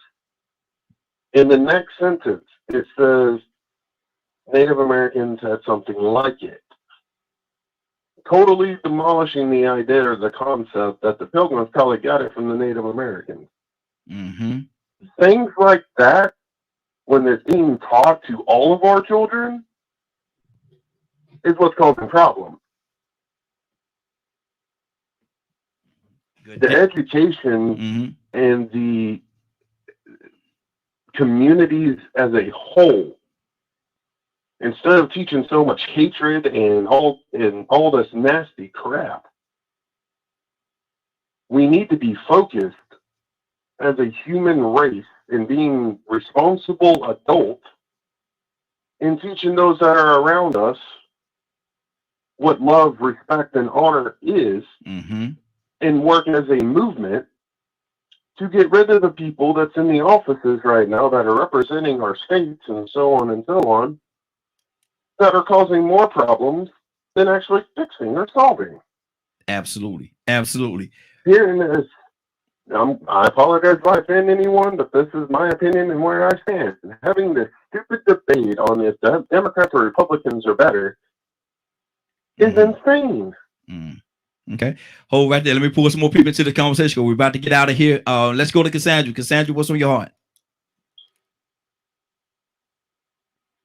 I just, right now, this is not the time with me to talk about, black on black crime and Black Lives Matter and what it is or what it isn't, because I personally just lost my nephew 7 months ago, to police brutality, them tasing a schizophrenic kid that had done not a damn thing. And I'm saying it again, not a damn thing. He didn't do anything. So yeah, my fight is against anybody that stands and believes that black on black crime, we don't, well, you focus on black. No, I'm focusing on police brutality and the death of my nephew. That's what I'm focusing on right now. And any movement that I'm a part of, everything is important to me. But right now, my main focus is getting some reform and some changes done, because I lost somebody that I love for no damn reason, because he was a black kid. That's all I care about. To heck with y'all Republicans and Democrats. I don't give a damn. Period. Look at asking the question: Are you in the moment or the movement? Are you in the moment or the? I heard you, Leonard. What's on your heart, brother? Oh, I'm just listening for the very simple fact that these moments people are talking about. They're just talking about moments, moments in a movement that has been moving for some time. Either you moving with us, or you moving against us. We got issues right now today that have not been resolved as it relates to racism. Yeah. It's structural racism. Like the fact that Gwinnett County right now is finna fight right now because it's too many people of color have wound up on the school board. Yep. What about this redistricting plan that they're fighting for right now? Oh, not to mention the individual fighting against critical race theory being taught in schools, or the individual that fought so hard to get Toni Morrison's book put out of their curriculum. These are people still operating on various levels all over the United States. They are everywhere. And when all these rich people get all these Negroes, get all this money, guess what? They still calling Al Sharpton, Jesse Jackson, Louis Farrakhan, and everybody else to help them when they money don't mean nothing. So we cannot pretend. And one, I just am really listening, because what I don't do is go after unarmed people. Wow. So if all you got to bring is lies and opinion, that's not a conversation really for me, because I'm a mercenary. I fight for a cause, and how you feel does not change that. Whatever lies you tell don't change that. I'm neither emotional or unemotional. I'm about my mission, just like Miss Cassandra. She has a mission, and only people, the people that are against us are those that try to get us away from our mission. So if that is the thing that most people bank on, like, well, you heard this and heard that, that's a moment. This issue that happened back when you thought it had, that's a moment. But they all are in this movement that we're trying to make. Then there are some people that'll take their few nickels and dimes, and it'll be okay that black police kill people. It'll be okay that police just kick in your doors. It'll be okay that you lose your civil rights because they got their little money and their little business, which makes them think that they special. Because of them couple dollars you got. But racism ain't about your money. Racism about what we are dealing with in this nation. People marching all over the world. You got a brother on this call right now who has marched the Damascus Road. Okay? So all these things that people sit around, they're so nostalgic, and they talk, well, 400 years. We ain't got to talk about 400 years ago. We can talk about what happened yesterday. Come with what happened yesterday.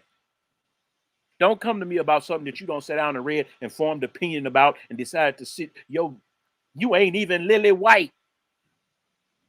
You ain't got no reason to be sitting around with your arms folded talking about somebody else. Because like my brother Kurt said, if he get a chance to pull you over on that road, brother, you can have all your money in your trunk and be laying next to it.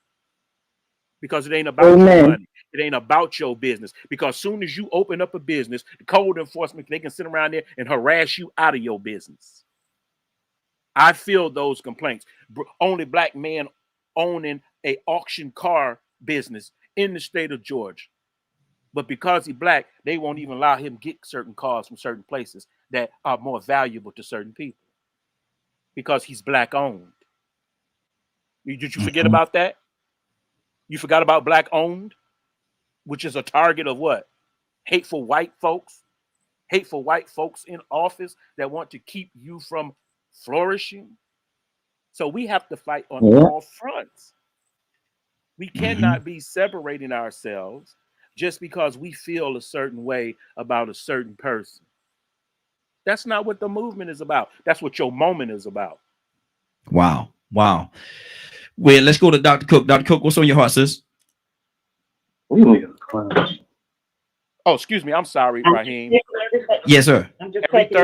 Starting third Monday, right? Yes, sir. Third Mondays this month, which will be next, or is it Tuesday, Raheem?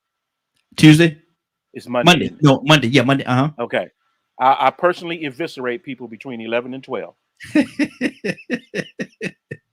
Wow. Your own rope, and I will do you a favor. Dr. Cook, man, go ahead on, Leonard. Dr. Cook, what's on your heart? What's on your heart? I was just taking in everything everyone said. I appreciate the information that Curtis and Leonard shared. Well, I appreciate the information everyone shared, but the history that they brought up. And he even went back to the Bible. I appreciate that. Absolutely. My heart goes out to Cassandra. My condolences to you. And I was just listening, taking everything in. Praise God. Praise just God. Listening and basically educating my mind on what the information people are bringing. Good deal. Good to have you. Absolutely. Good to have you, sis. Rico, come on, brother. You know, I'm glad I had a chance to sit back and listen. And you know, man, we got to get more consistent, man. You get what I'm saying?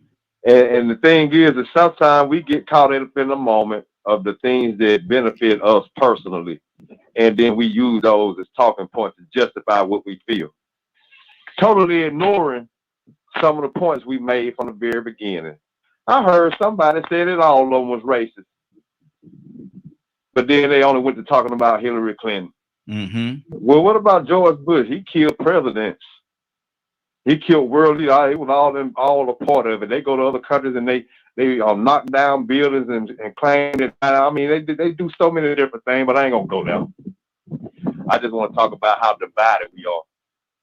See, and that's crazy because this two-party system that wasn't meant for us, here it is. We taking sides on a party system and letting it divide us when really and truly our movement needs to infiltrate both of those systems.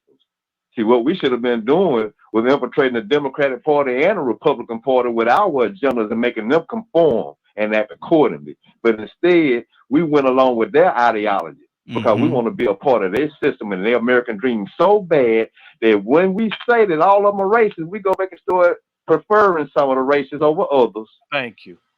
I prefer Republican racism over Democratic racism. Ain't that something? Hell with both of them. Yeah. They all Amen. racist. That's all you need to hear. You get what I'm saying? So you can't go and start just bashing one side and then leaving the other side completely innocent like they ain't did nothing because that's the side voted for. Bush ain't nothing. Ronald Reagan ain't nothing. Trump wasn't nothing. They just played the game. They all racist, like you said. So now here it is. This movement. It comes from our ancestors. This movement never stopped. This movement was going on before I was here. And with me knowing about this movement, I know my dollar don't mean nothing because they don't even want to accept my dollar. They didn't want to accept my grandmama dollar. They didn't want to accept my great-grandmama dollar or my great-granddaddy dollar. They didn't want to. And if you did serve you, you had to come to the back door. But they preferred to not serve you, period. No blacks allowed. Now, all of a sudden, since blacks are allowed, you know what I'm saying? Well, we might as well take their money.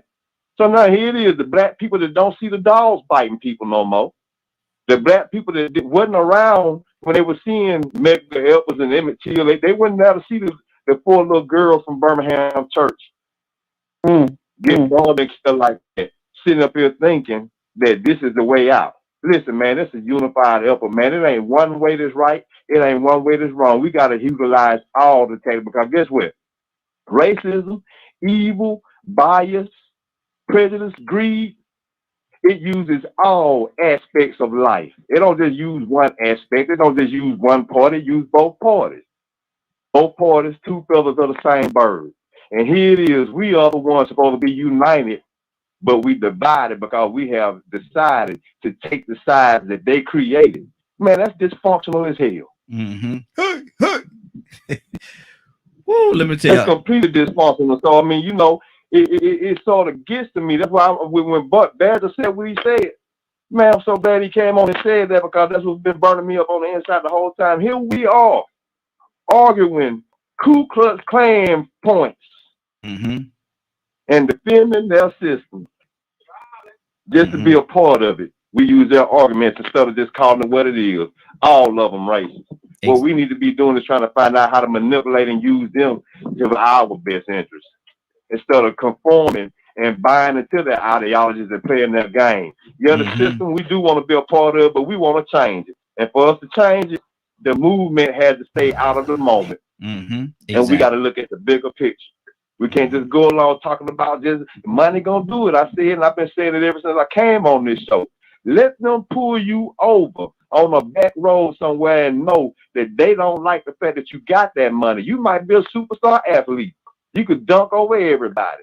But the thought of them, or the thought of you doing a Kobe Bryant to their daughter, ain't nothing they want to imagine. Yeah, you good for entertainment. You good for the enjoyment. You get what I'm saying? But you might be crossing the line a little bit too much trying to get into their lifestyle and sleep with their daughters. And but you got money, though. Exactly. Hold on. Let me play this clip real quickly, and we're gonna move on. Then we're gonna get on out of here, man. It's all what time is? Good Lord, it's almost 11:30. Look here, look, we from New York. My name is Ray Gibson. Okay, let's talk turkey. How much it gonna cost to turn? Hey, we were nigga on a long time ago. Raheem wanted to decide to get messy. Hey, check this out. Check y'all. You see the minute he got messy. He got man, messy. go ahead, man. Go ahead. That's why he hanging on. That's why he hanging on, because he messy. Oh Lord, see, here we go. See, all of a sudden now it's turn on the black man day. Ain't that something? Turn on the black man day. Lord, my Jesus. Hey, check this out, y'all. Listen to this. How much it gonna cost to turn one of them white only pies into nigga pie? How about I turn y'all into nigga? Is that what we're talking about? No. Yes. I don't. Trying to buy into a system that don't that don't really It's a little bit. It's just appreciate a it. little bit more complicated than that, right? Just a little bit, just a little bit, just a tad bit, just a tad bit. But y'all ain't working backwards, man. Y'all working backwards, man. And how? Y'all working so. Explain that to me. I mean, I do what I want every day. I don't know what everybody else does. Hold on. When I'm into money, mm-hmm. When I'm into money, I'm not talking about just money. When you get stopped on the back road and you are the police, then who's gonna get you? Just like when I mentioned the Irish, I mentioned crazy black police. I mentioned all these people. When I mentioned them and I said they became the lawyers that they needed. If we have a problem with blacks and police, why are we not becoming the police? If we have a problem with inspectors inspecting our businesses and close us down, why aren't we becoming the inspectors? Why aren't we becoming these things that we have a problem with so we can control it? This is my problem. It's just everybody marching in circles still. Maybe you should invite them sheriffs. Why aren't we getting solutions? What's the solution? Become the police. What's the solution? Become the inspector. What's the solution? Become the manufacturer. You should be the manufacturer. Mr. Line, Kurt. Who all that? Mm-hmm. Okay. Hey, Go ahead, Charles. Yes. I break down black police chiefs and sheriffs. Mm-hmm. This notion that these, everybody wants to paint a picture of things are not happening. Look around you. They're Leonard, there. Read that right there. What Being police didn't help Christopher Dorner. Exactly. Exactly. Mm-hmm. Police people who commit police brutality are not just white officers. It's not just white officers. That's why it's called police brutality. Because there's something about being a police officer that makes them behave the way they behave. Some of them are race motivated, but some of them are not. There are some black people that are we have so many black judges, black police, black business owners. We got all these people in all these areas. That ain't stopped racism completely, because we still have so much work to do. And if we stop dealing with racism to deal with something else, then it falls by the wayside. So we have to, like I say, I help people get in where you fit in. That is what is most important. If you want to be the change you want to see, get involved. Fight for what it is you believe, and then you won't have so much time to throw stones at other people. I even let other, even in the movement, to network with other organizations. I stop people when they start throwing stones at the NAACP, the SCLC, and all these other organizations and all these other nonprofit organizations fighting for causes, great causes like feeding the homeless and all different types of things that they do, because it helps us as a whole. What doesn't help us is lies and pretending that things don't exist. All black people ain't stupid.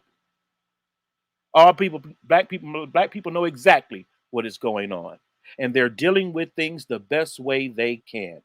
I give them and present to them a collective that they can be a part of that tries to focus on helping all people, regardless of race, creed, color, or what have you. We are against injustice, and racism is unjust in every form, in every fashion, within every political party or whatever type of collective you may think of. Racism is a problem that needs to be dealt with, and you can't fix it hiding your head trying to persuade people to do other things.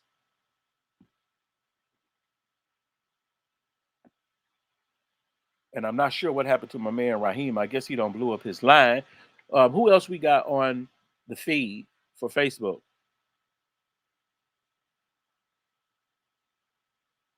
So I'm guessing he must be completely shut down. I hope, folks, if you are interested, definitely you can call in to the Morning Glow, 508-924-3521 each and every morning. We have various topics that my main man Raheem, the host, brings to us. This is one that has got heated. We've held over for an extra long time today. But guess what, brother? My man, that black man, Raheem Ashame, owned the radio station that we broadcasting on. That's another brother right there that's in control of his product and is bringing it to people.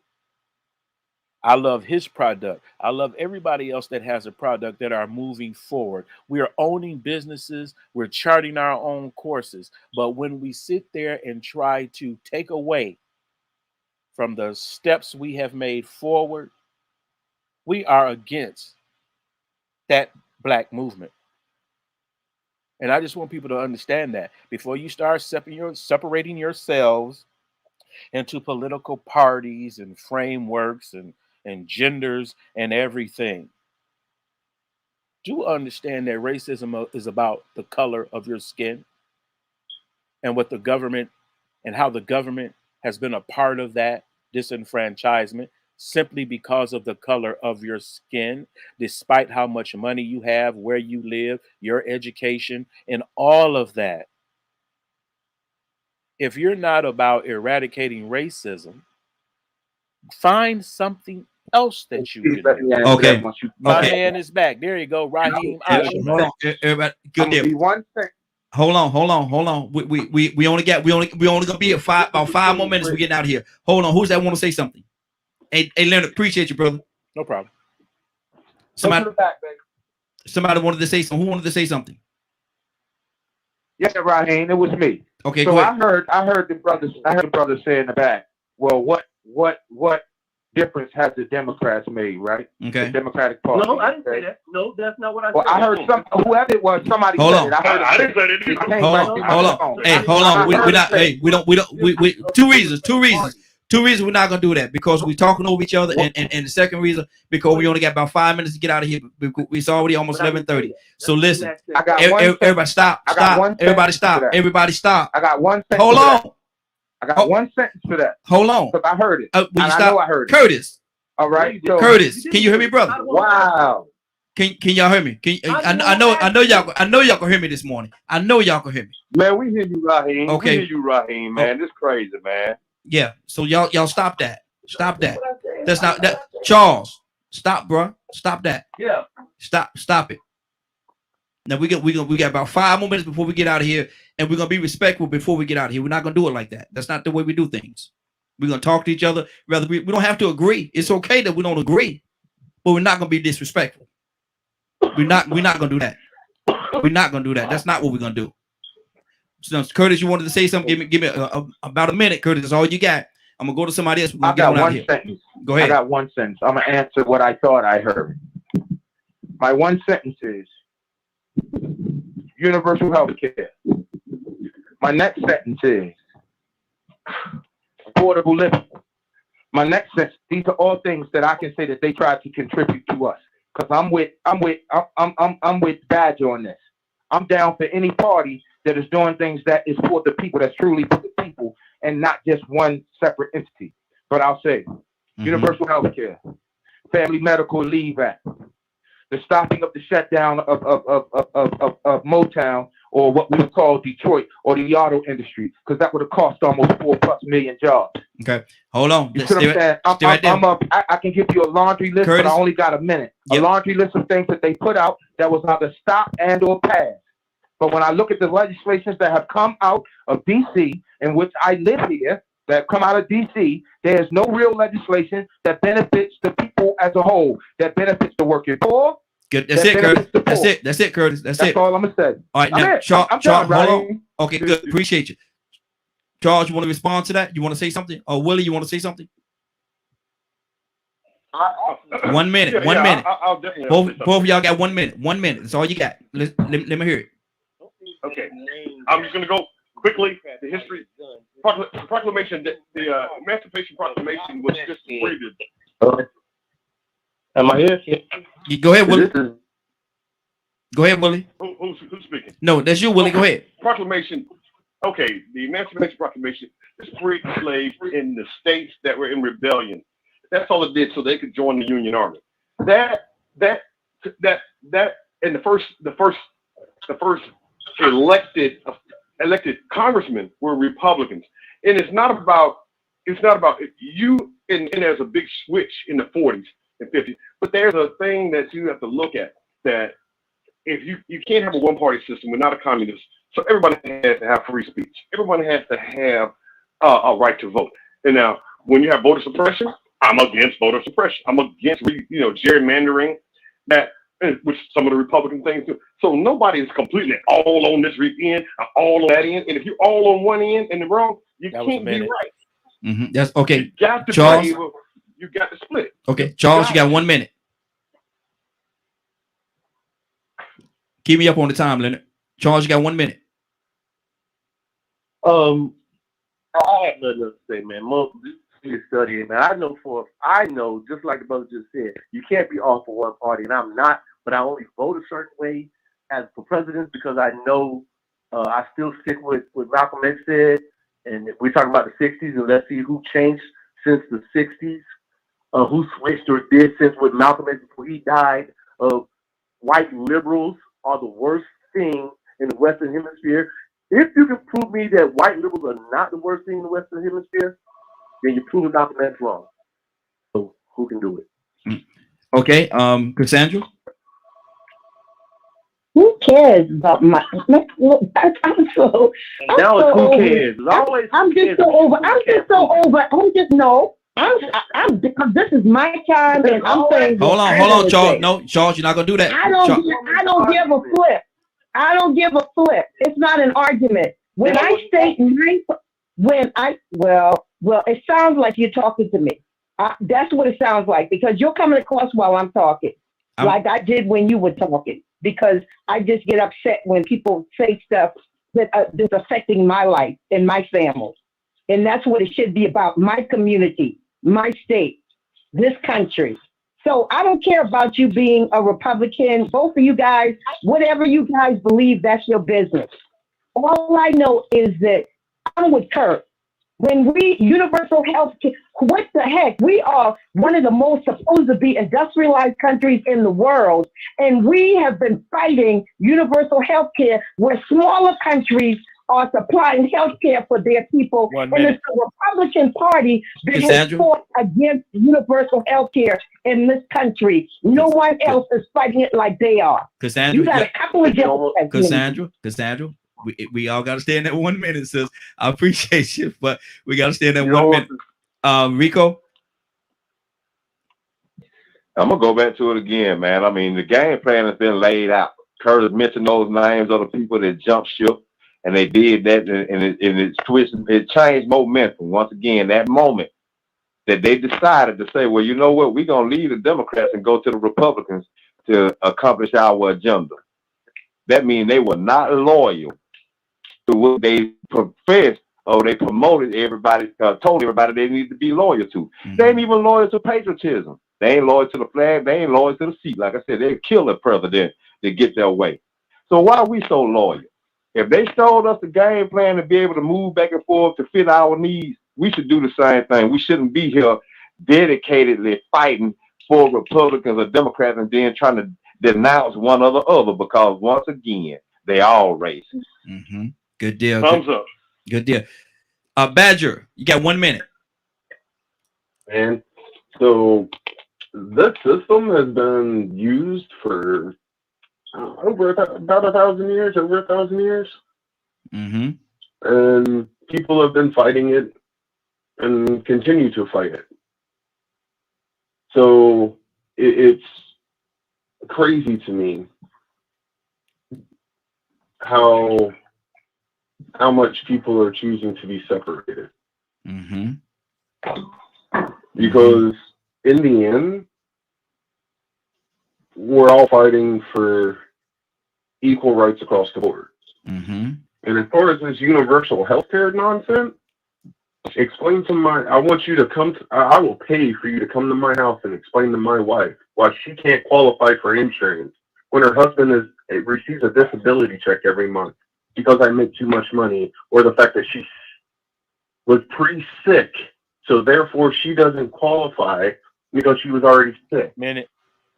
Okay, that's it. Minute time's up. So, okay, Leonard. Now, Leonard, you gotta time yourself, brother. You got 1 minute. Don't understand. I can yield my minute, bro. It does not even matter to me.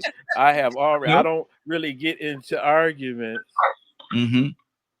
this way.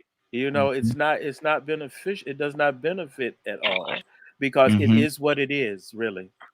Yes, sir. So, yes, sir. like we say, I'll see you on the battlefield. I hope you ain't on the other side because we won't be talking. Exactly. Good deal. Good deal. Been a great broadcast, man. We've been over here. We've been on this thing for 4 hours this morning. 4 hours, y'all. God almighty, y'all all be shaming yourself keeping me this long. But thank God for Raheem. Lord Jesus, look to God, man that owned his radio station. Man, hey, he gonna change the name to the Morning Mist.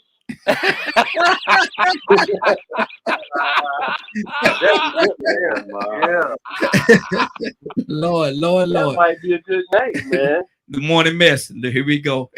Man, he might just spoke $1 million. There you go. But I'm gonna tell you something, man. It's been a great broadcast, man. I love the fact that everybody is passionate, man. Sometimes a little passionate, sometimes we get a little heated. But at the end of the day, man, I pray that it's all out of love. I pray that it's all out of love. Rico, what's going on at 3 o'clock today, sir? If you missed today's broadcast and would like to see it or listen to it in its entirety, you could tune in at 3 p.m. Eastern Standard Time on www.dkmmediagroup.com. Good deal. Captain Leonard, your prayers out, sir?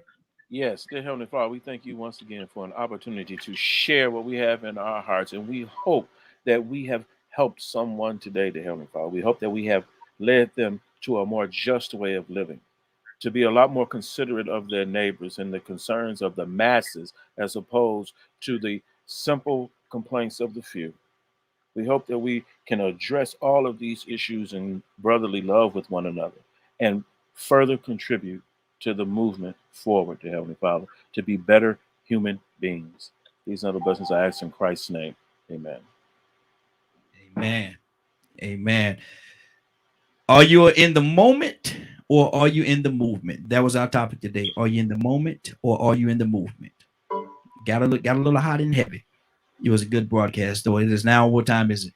My God. Wonderful broadcast, brother. Hey, Wonderful broadcast, brother. Appreciate you, man. To God be the glory, brothers. To God be the glory. 11:34. It's 11:34. You're about to exit the Morning Glow, but I want to thank everybody for joining us, and more than that, I want to thank you for allowing DKM Media Group and Associates and the Morning Glow for being a part of your day. It is now 11:34. You're about to exit the Morning Glow, but before you go, I want you to do me 2 favors, if you will.